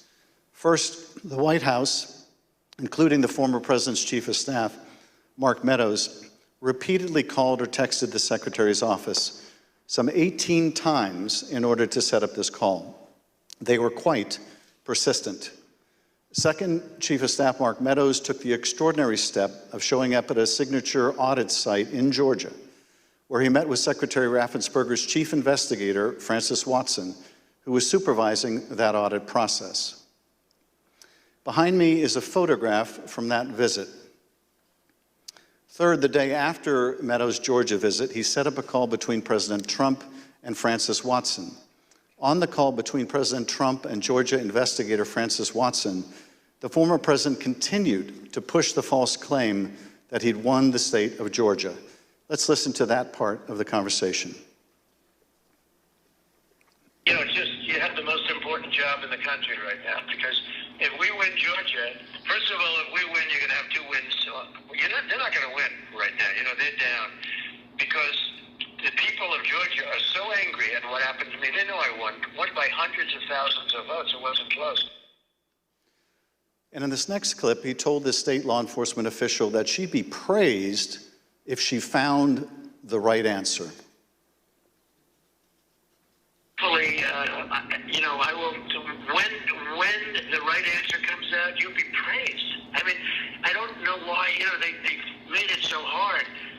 They will be praised. People will say, "Great," because that's what it's about. That ability to check and to make it right. Because everyone knows it's wrong.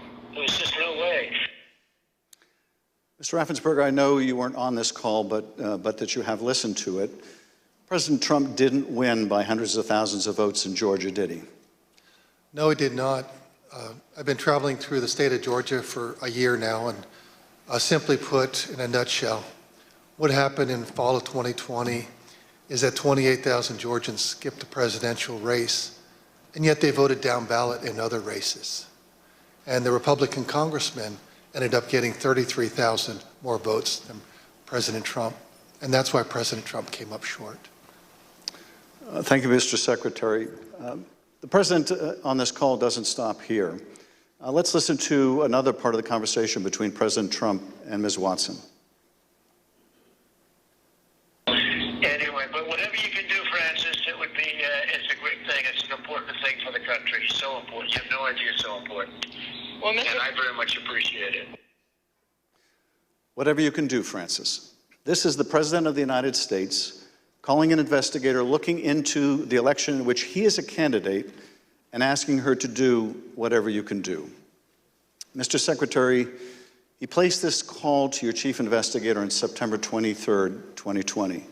The Select Committee has received text messages indicating that Mark Meadows wanted to send some of the investigators in her office, in the words of one White House aide, a shitload of POTUS stuff, including coins, actual autographed MAGA hats, etc.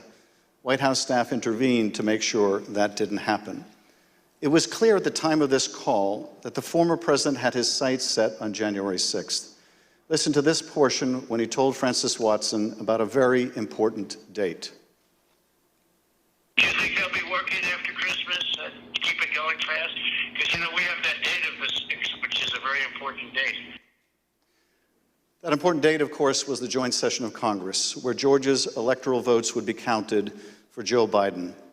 A little over a week after this call to Francis Watson, the president was finally able to speak with you, Secretary Raffensperger. Bear in mind, as we discuss this call today, that by this point in time, early January, the election in Georgia had already been certified.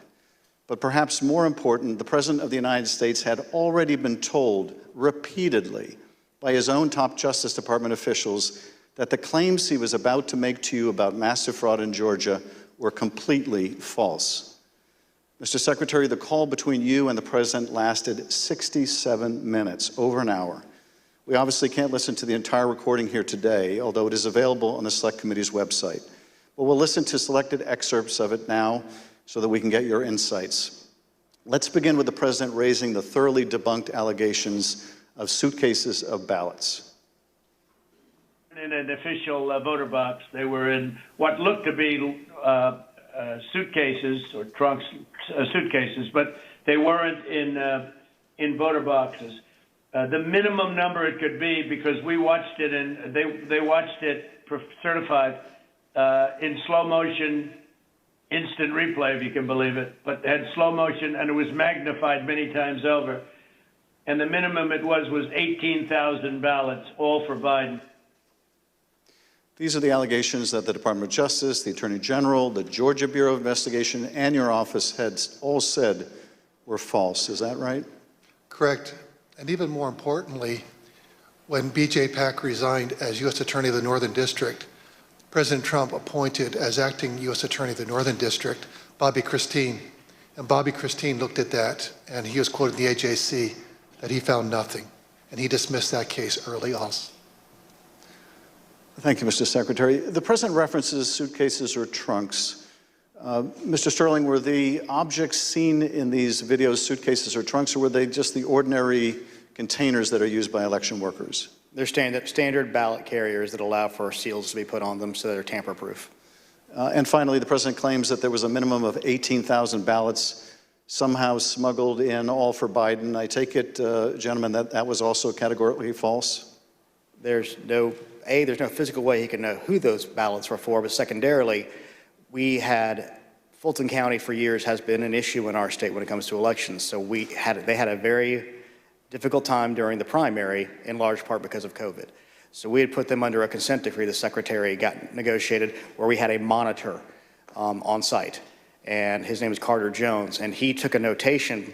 He had gone from State Farm to the English Street warehouse to look at election day activities, but before he left the State Farm Arena, he noted how many ballots had been counted on each one of the machines. And when he came back, after we found out they were working again, he took note again when they closed. And I believe the final number was something around 8,900 total ballots were scanned from the time he left to the time about 12:30 or 1 o'clock in the morning. So way below 18,000. Let's play the next clip. I heard it was close. I said, there's no way. But they dropped a lot of votes in there late at night. You know that, Brett.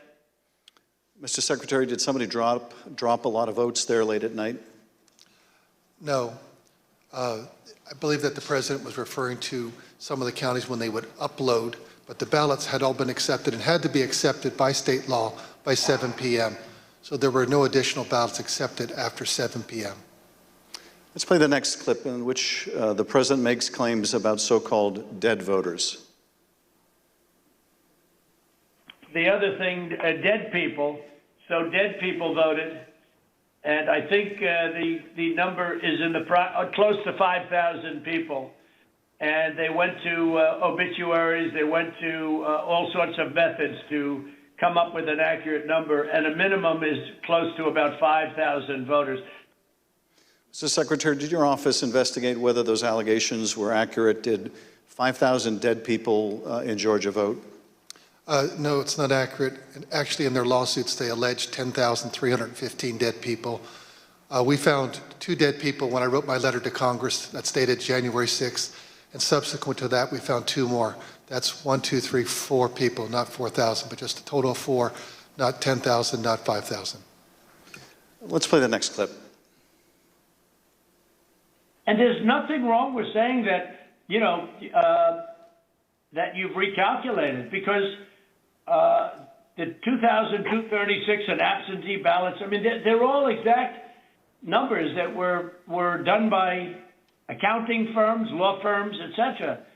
And even if you cut them in half, cut them in half, and cut them in half again, it's more votes than we need. Mr. Secretary, is there any way that you could have lawfully changed the result in the state of Georgia and somehow explained it away as a recalculation? No, the numbers are the numbers. The numbers don't lie. We had many allegations, and we investigated every single one of them. In fact, I challenged my team, did we miss anything? They said that there was over 66,000 underage voters. We found that there's actually 0. You can register to vote in Georgia. When you're 17 and a half, you have to be 18 by election day. We checked that out, every single voter. They said that there was 2,423 non-registered voters. There were 0. They said that there was 2,056 felons. We identified less than 74 or less that were actually still in felony sentence. Every single allegation we checked. We ran down the rabbit trail to make sure that our numbers were accurate. So there's no way you could have recalculated it except by fudging the numbers? The numbers were the numbers, and we could not recalculate because we had made sure that we had checked every single allegation. And we had many investigations. We had nearly 300 from the 2020 election. Mr. Secretary, you tried to push back when the president made these unsupported claims, whether they were about suitcases of ballots or that Biden votes were counted 3 times. Let's play the next clip. President, they did not put that. We did an audit of that, and we proved conclusively that they were not scanned 3 times. Yeah, Mr. President, we'll send you the link from WSB that doesn't. I don't care about a link. I don't need it. I have a much better link. You told the president you would send him a link from WSB, which I understand is a local television station that had a unedited video from the State Farm Arena. But the president wasn't interested in that. He said he had a much better link. Mr. Secretary, at the time that you were on the call with the president, as we have shown, both the FBI and the Georgia Bureau of Investigation have proven these claims to be nonsense. And you told him about these investigations on the phone. Let's listen to what President Trump had to say about the state and federal law enforcement officers who investigated these false claims. There's no way they could find. Then they're incompetent. They're either dishonest or incompetent. Okay, there's only 2 answers: dishonesty or incompetence. There's just no way. Look, there's no way. But the president didn't stop at insinuating that law enforcement officers were either dishonest or incompetent. He went on to suggest that you could be subject to criminal liability for your role in the matter. Before I play that portion of the conversation, I'd like to show you something that the president retweeted a couple weeks before your call with him. Here's the president retweeting a post from one of his allies, a lawyer who was later sanctioned by a judge in Michigan for making false claims of election fraud. Let's take a look at that tweet.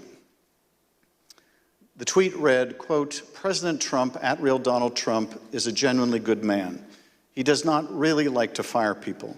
I bet he dislikes putting people in jail, especially, quote unquote, Republicans. He gave @Brian Kemp, Georgia, and @Georgia Secretary of State every chance to get it right. They refused. They will soon be going to jail." So on your call, this was not the first time the president was suggesting you might be criminally liable. With that, let's listen to this portion of the call. I think you're going to find that they are shredding ballots because they have to get rid of the ballots because the ballots are unsigned. The ballots are corrupt. And they're brand new and they don't have seals. And there's a whole thing with the ballots, but the ballots are corrupt. And you're going to find that they are, which is totally illegal. It's more illegal for you than it is for them because you know what they did and you're not reporting it. That's a criminal offense. And you can't let that happen. That's a big risk to you and to Ryan, your lawyer. That's a big risk. Secretary Raffensperger, after making a false claim about shredding of ballots, the president suggested that you may be committing a crime by not going along with his claims of election fraud. And after suggesting that you might have criminal exposure, President Trump makes his most explicit ask of the call. Let's play a part of that conversation. So, look, all I want to do is this. I just want to find 11,780 votes, which is one more than we have, because we won the state. Mr. Secretary, was the president here asking you for exactly what he wanted, one more vote than his opponent? What I knew is that we didn't have any votes to find. We had continued to look. We investigated, like I just shared the numbers with you. There were no votes to find.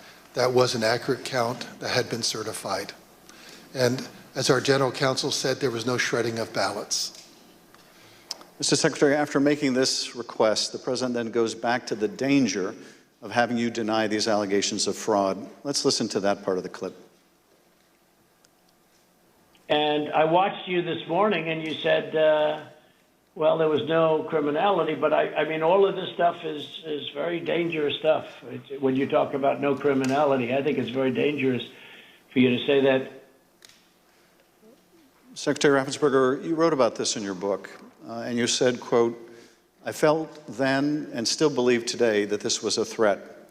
Others obviously thought so too, because some of Trump's more radical followers have responded as if it was their duty to carry out this threat.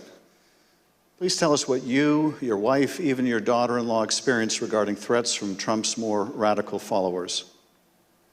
Well, after the election, my email, my cell phone was doxxed, and so I was getting text all over the country, and then eventually my wife started getting the text, and hers typically came in as sexualized texts, which were disgusting.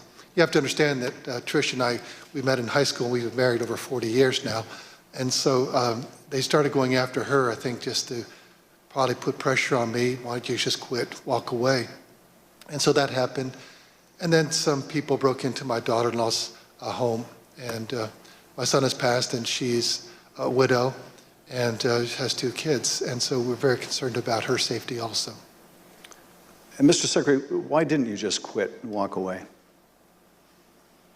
Because I knew that we had followed the law and we had followed the Constitution. And I think sometimes moments require you to stand up and just take the shots when you're doing your job. And that's all we did. You know, we just followed the law and we followed the Constitution. And at the end of the day, President Trump came up short. But I had to be faithful to the Constitution. And that's what I swore an oath to do. During the remainder of the call, the former president continued to press you to find the remaining votes that would ensure his victory in Georgia. Let's listen to a little more.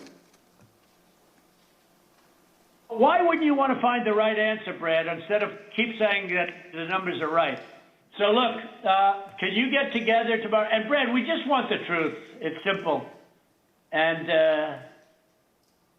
everyone's going to look very good if the truth comes out. It's okay. It takes a little while, but let the truth come out. And the real truth is I won by 400,000 votes, at least. So what are we going to do here, folks? I only need 11,000 votes. Fellas, I need 11,000 votes. Give me a break. 4 days after the president's call to Secretary Raffensperger was January 6th. The president whipped up the crowd in front of the ellipse, once again promoting the allegation that Secretary Raffensperger, the president's own attorney general, had told him was false. Here he is on the ellipse. In Fulton County, Republican poll watchers were ejected, in some cases physically, from the room under the false pretense of a pipe burst, water main burst, everybody leave, which we now know was a total lie. Then election officials pulled boxes, Democrats, and suitcases of ballots out from under a table, you all saw it on television, totally fraudulent, and illegally scanned them for nearly 2 hours, totally unsupervised. Tens of thousands of votes. This act coincided with a mysterious vote dump of up to 100,000 votes for Joe Biden, almost none for Trump. Oh, that sounds fair. That was at 1:34 a.m. Mr. Secretary, Mr. Sterling, I want to thank you for your service to the state of Georgia and to the country. Speaker Bowers, likewise, I want to thank you for your service to the state of Arizona and to the country. You have served not only your home states, but our nation and our democracy. Mr. Chairman, I yield back. Thank you, Mr. Schiff. I thank the witnesses for joining us today. You are now dismissed.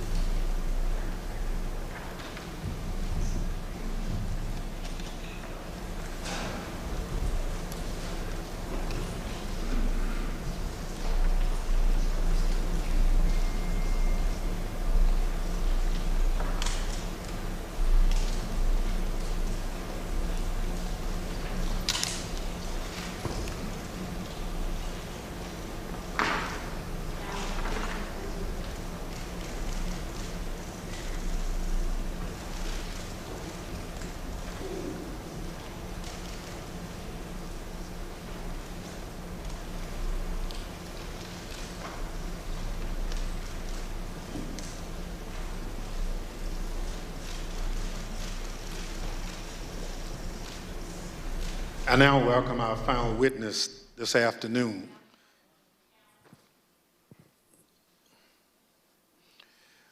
Andrea Shea Moss. Ms. Moss worked in the Department of Registration and Elections in Fulton County, Georgia, from 2017 until 2022. In that job, Ms. Moss handled voter applications and absentee ballot requests and also helped to process the vote count for several elections. In December 2020, Ms. Moss and her mother, Ms. Ruby Freeman, became the target of nasty lies spread by President Trump and his allies as they sought to overturn the election results in Georgia. Ms. Moss and her mother, Ms. Freeman, are two of the unsung heroes in this country, doing the hard work of keeping our democracy functioning for every American. Ms. Moss, welcome. Thank you for your service, and I thank you for being here today. I will now swear you in. Please stand.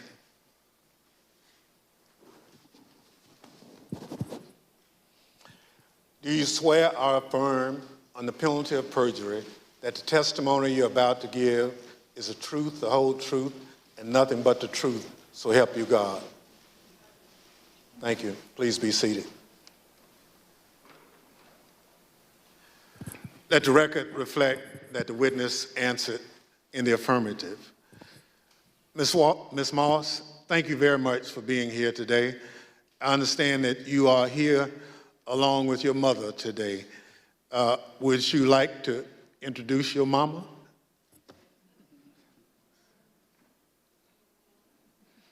Hi, Mom. Ms. Moss, Today, we'll be asking you about some of the threats that you received following the 2020 election. Since you've been an election worker for over 10 years, I want to ask you, in your decade of service, had you ever experienced threats like these before?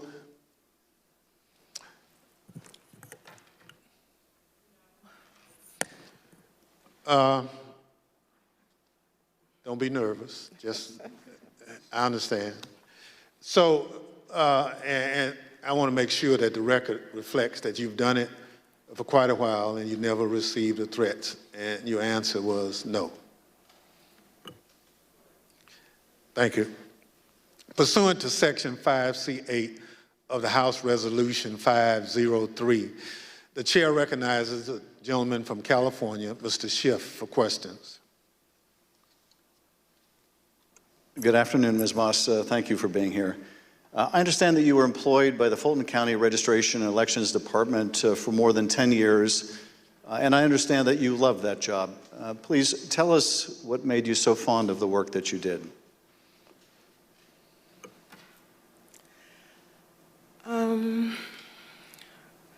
Well, I've always been told by my grandmother how important it is to vote and how people before me, a lot of people, older people in my family, did not have that right. So what I loved most about my job were the older voters. Younger people could usually do everything from their phone or go online, but the older voters like to call, they like to talk to you, they like to get my card, they like to know that every election I'm here. And like even college students, a lot of parents trust in me to make sure their child does not have to drive home. They'll get an absentee ballot, they can vote, and I really found pleasure in that. I liked being the one that, you know, if someone can't navigate my voter page or, you know, they want a new precinct card and they don't have a copy machine or a computer or all of that, I could put it in the mail for them. I was excited always about sending out all the absentee ballots for the elderly, disabled people. I even remember driving to an hospital to give someone her absentee application. That's what I love the most. So you really enjoyed helping people vote and participate, and that was something, the right to vote that your grandmother taught you was precious. Yes. Well, I know the events that we're here to talk about today are incredibly difficult to relive. Your proud service as an election worker took a dramatic turn on the day that Rudy Giuliani publicized a video of you and your mother counting ballots on election night. President Trump, Rudy Giuliani, and others claimed on the basis of this video that you and your mother were somehow involved in a plot to kick out observers, bring suitcases of false ballots for Biden into the arena, and then run them through the machines multiple times. None of that was true, was it? None of it. I'd like to show you some of the statements that Rudy Giuliani made in a second hearing before the Georgia state legislators, a week after that video clip from State Farm Arena was first circulated by Mr. Giuliani and President Trump. I want to advise viewers that these statements are completely false and also deeply disturbing. Tape earlier in the day of Ruby Freeman and Shay Freeman Moss and one other gentleman quite obviously surreptitiously passing around USB ports as if they're vials of heroin or cocaine. I mean, it's obvious to anyone who's a criminal investigator or prosecutor, they are engaged in surreptitious illegal activity again that day. And that's a week ago, and they're still walking around Georgia lying. They should have been questioned already. Their places of work, their homes should have been searched for evidence of ballots, for evidence of USB ports, for evidence of voter fraud. That video was from Rudy Giuliani's appearance at a Georgia State Senate hearing on December 10. How did you first become aware that Rudy Giuliani, the president's lawyer, was accusing you and your mother of a crime?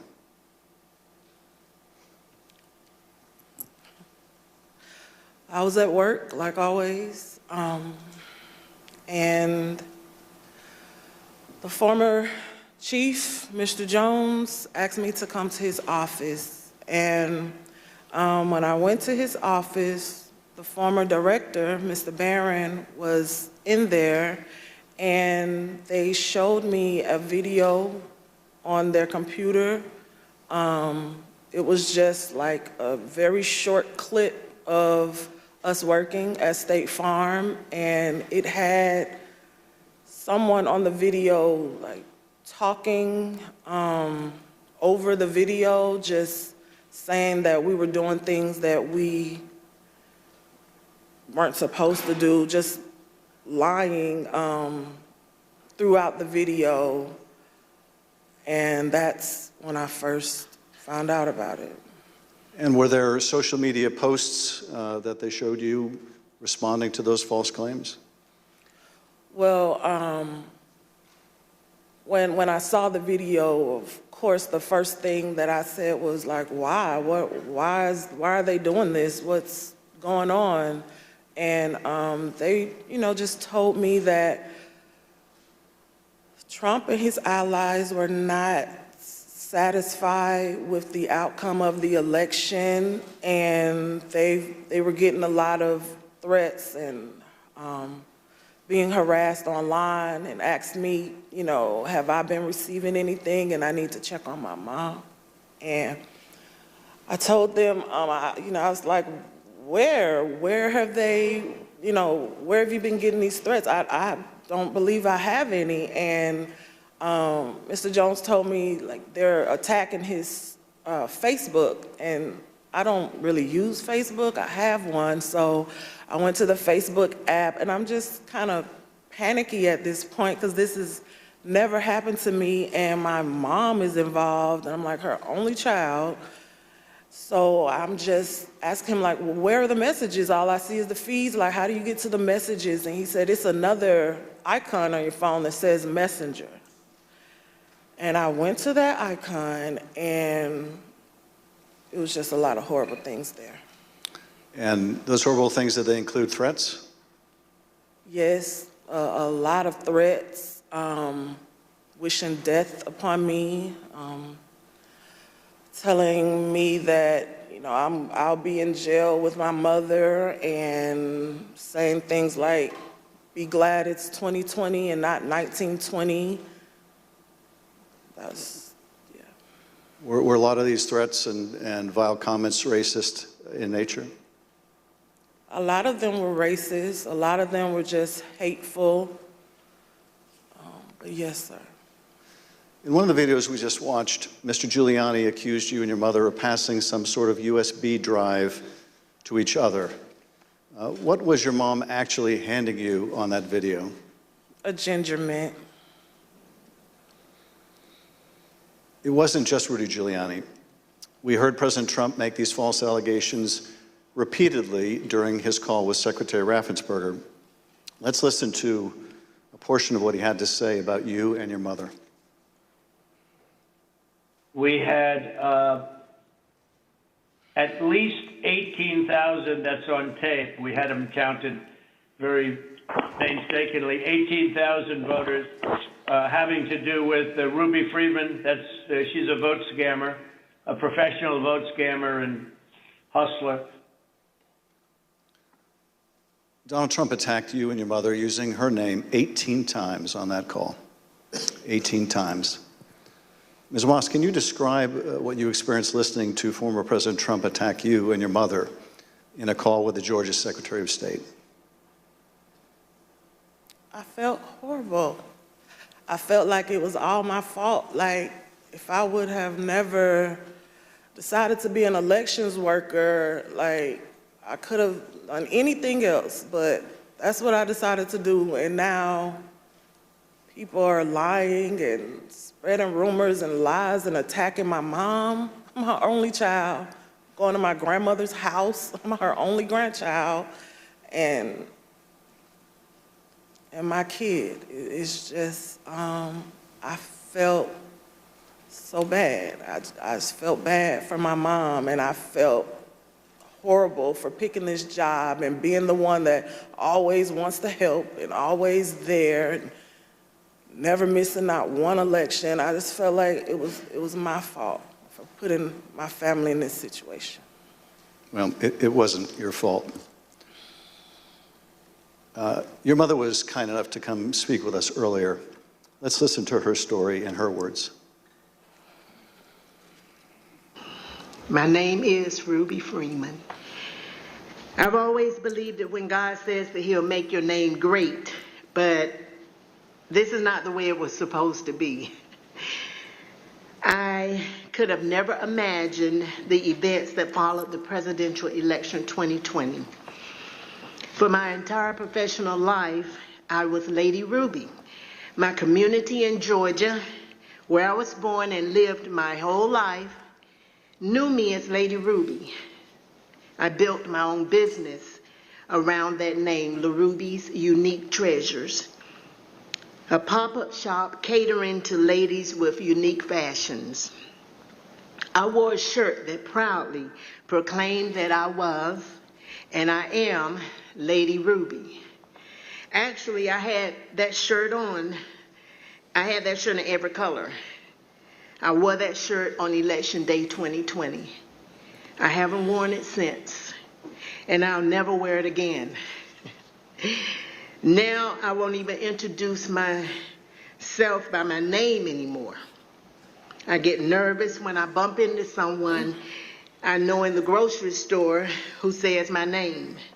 I'm worried about who's listening. I get nervous when I have to give my name for food orders. I'm always concerned of who's around me. I've lost my name, and I've lost my reputation.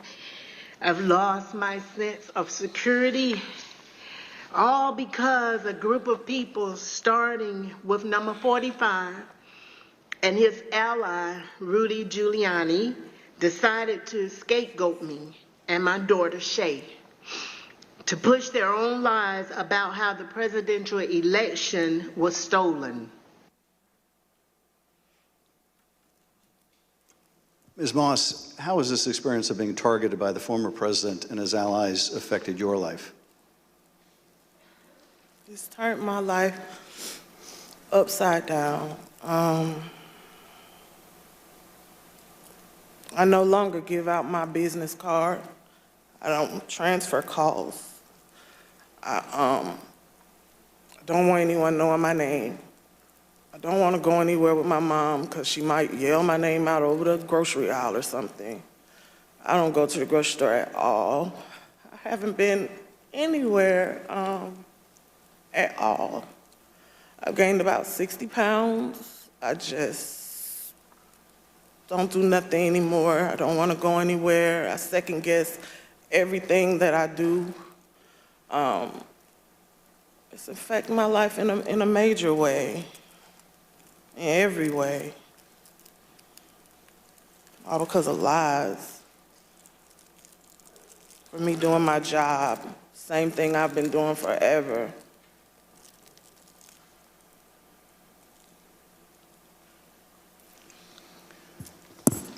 Your mother also told the Select Committee about how she had to leave her own home for her safety and go into hiding after the FBI told her that it would not be safe for her there before January 6th and until the inauguration. Let's listen to a clip of her story in her own words. Around the week of January 6th, the FBI informed me that I needed to leave my home for safety. And I left my home for safety around that time. Understood. How long did you stay out? Did you, remain outside of your home for your own safety? I stayed away from my home for approximately 2 months. It was horrible. I felt homeless. I felt, I can't believe this person has caused this much damage to me and my family. To have to leave my home, that I've lived there for 21 years.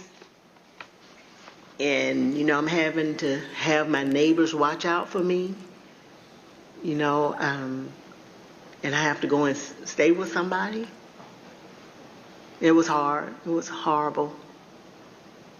And that your conversation with the FBI about needing to leave your home for your own safety, or perhaps recommending it, do you remember, was there a specific threat that prompted that, or was it the accumulation of threats that you had received? What prompted it was getting ready to, January 6th was about to come. And they did not want me to be at home because of all the threats and everything that I had gotten. They didn't want me to be there in fear of, you know, the people were coming to my home, and I had a lot of that. So they didn't want me to be there just in case something happened. I asked, how long am I going to have to be at home? And they said, at least until the inauguration. Ms. Moss, I understand that people once showed up at your grandmother's house. Tell us about that experience.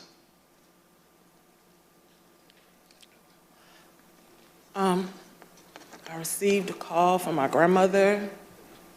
This woman is my everything. I've never even heard her or seen her cry ever in my life. And she called me screaming at the top of her lungs, like, Shay, oh my God, Shay, just freaking me out, saying that there were people at her home, and they, you know, they knocked on the door, and of course she opened it and seeing who was there, who it was, and they just started pushing their way through, claiming that they were coming in to make a citizen's arrest. They needed to find me and my mom. They knew we were there. And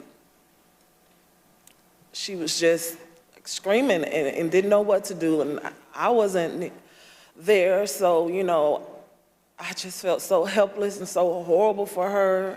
And she was just screaming. I told her to close the door.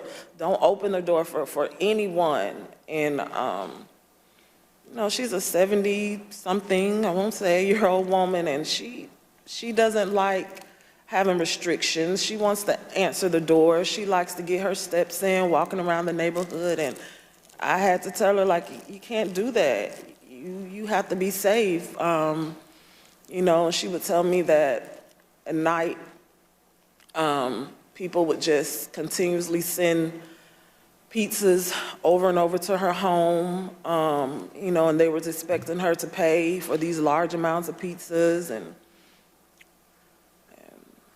she went through a lot that she didn't have to. And once again, it made me just feel so horrible. In addition to the personal impact this experience has had on you and your family, one of the things that I find most disturbing is how these lies discourage longtime election workers from continuing to do this important work. Tell us, if you would, of the other election workers shown in that State Farm Arena video and their supervisors. How many are still election workers in Fulton County?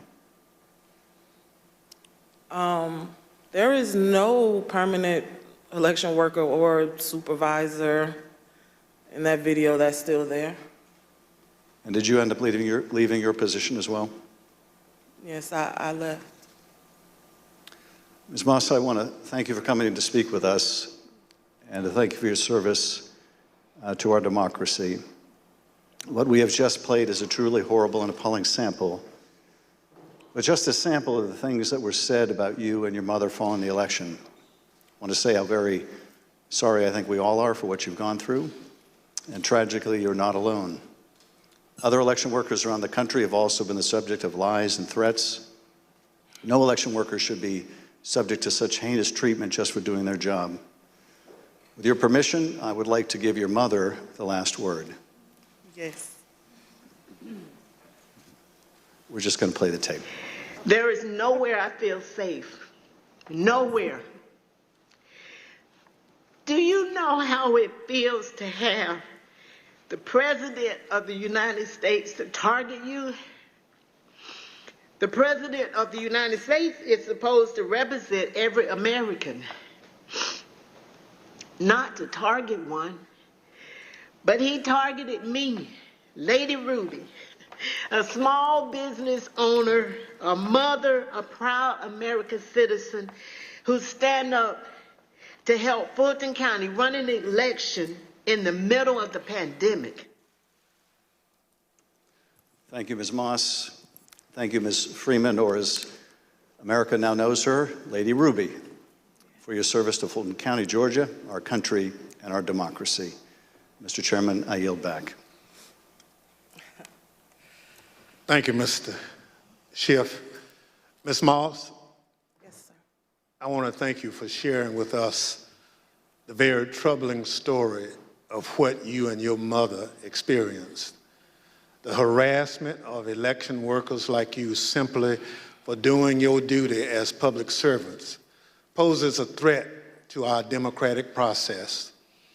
Your testimony is an important contribution to the work of our committee and serves as a reminder to all of us that the safety of local election officials is vital to ensuring that our elections are always free and fair.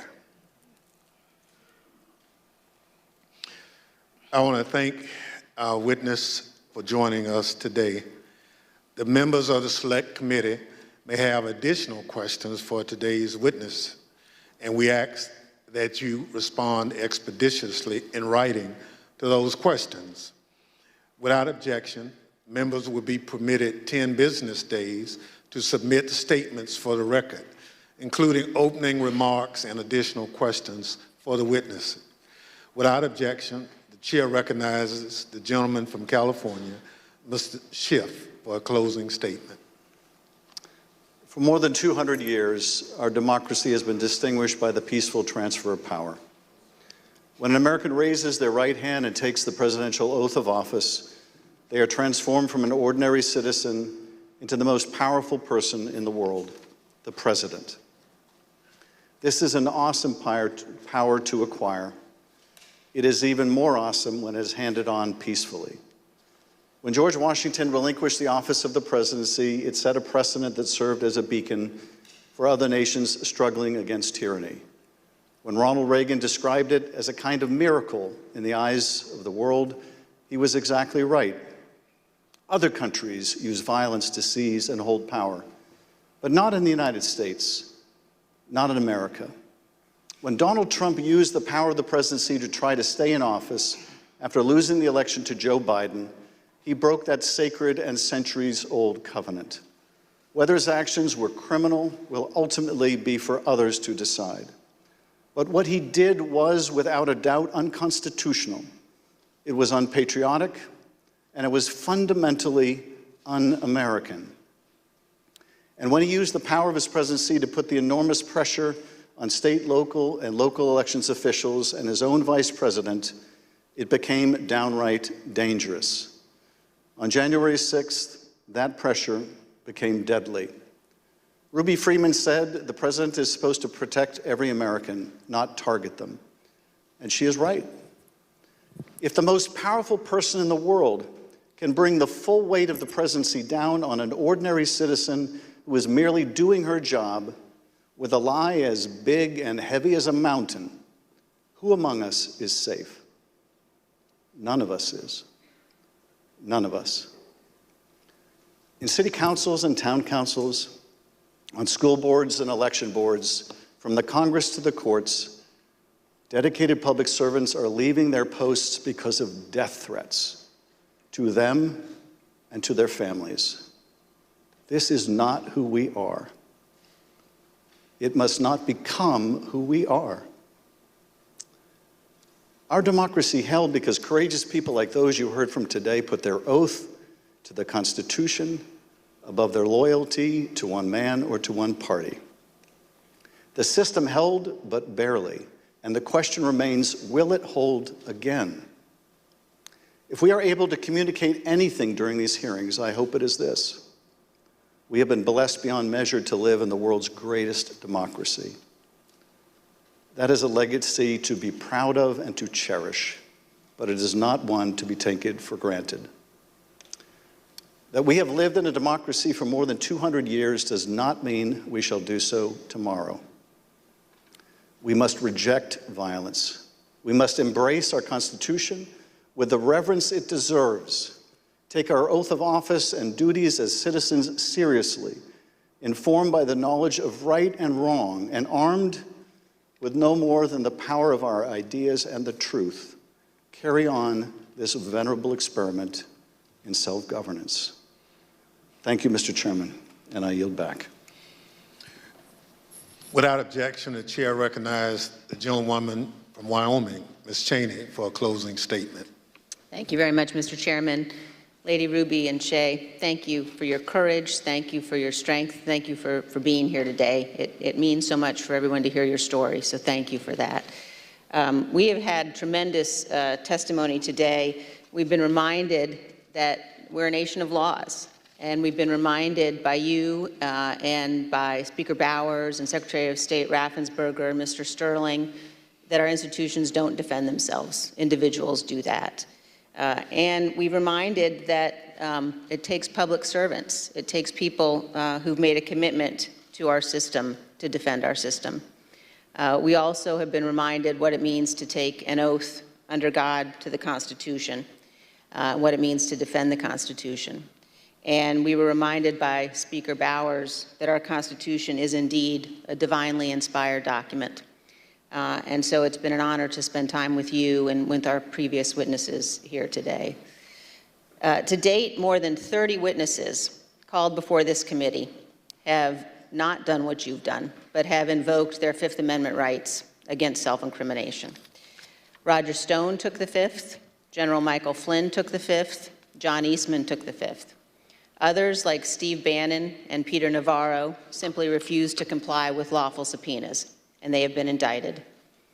Mark Meadows has hidden behind President Trump's claims of executive privilege and immunity from subpoenas.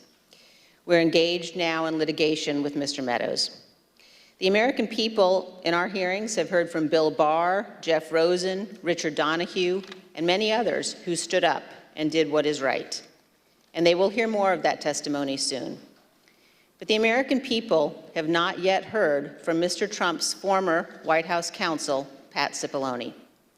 Our committee is certain that Donald Trump does not want Mr. Cipollone to testify here. Indeed, our evidence shows that Mr. Cipollone and his office tried to do what was right. They tried to stop a number of President Trump's plans for January 6th. Today, and in our coming hearings, you will hear testimony from other Trump White House staff explaining what Mr. Cipollone said and did, including on January 6th.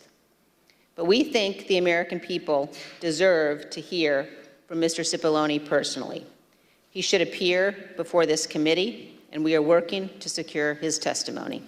Thank you, Mr. Chairman. I yield back. People answer the call to public service in such different ways.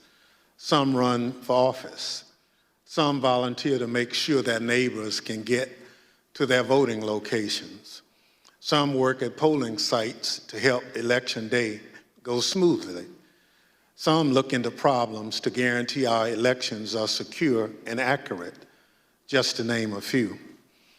As I mentioned at the start of this hearing, when we talk about our democratic institutions, we're talking about these individuals and many others who do these jobs across the country. They represent the backbone of our democracy at its most important moments, when the citizens cast their votes and when those votes are counted. We've heard the stories of their courage. They've earned the thanks of a grateful nation. But for Donald Trump, these witnesses and others like them were another roadblock to his attempt to cling to power.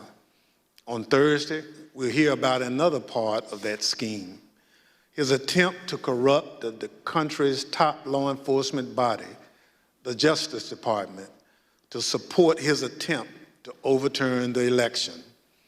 Just as we heard today that Donald Trump was deeply involved in a scheme to pressure state officials to overturn the election results, we will hear on Thursday that Donald Trump was also the driving force behind the effort to corrupt the Justice Department. Listen to this clip from the former acting Attorney General, Richard Donoghue. The president said, suppose I do this. Suppose I replace him, Jeff Rosen, with him, Jeff Clark. What do you do? And I said, sir, I would resign immediately. There is no way I'm serving 1 minute under this guy, Jeff Clark. You'll hear from Mr. Donoghue in person on Thursday as my colleague, Mr. Kinzinger, presents details about this plan. The chair requests those in the hearing room remain seated until the Capitol Police have escorted members from the room. Without objection, the committee stands adjourned.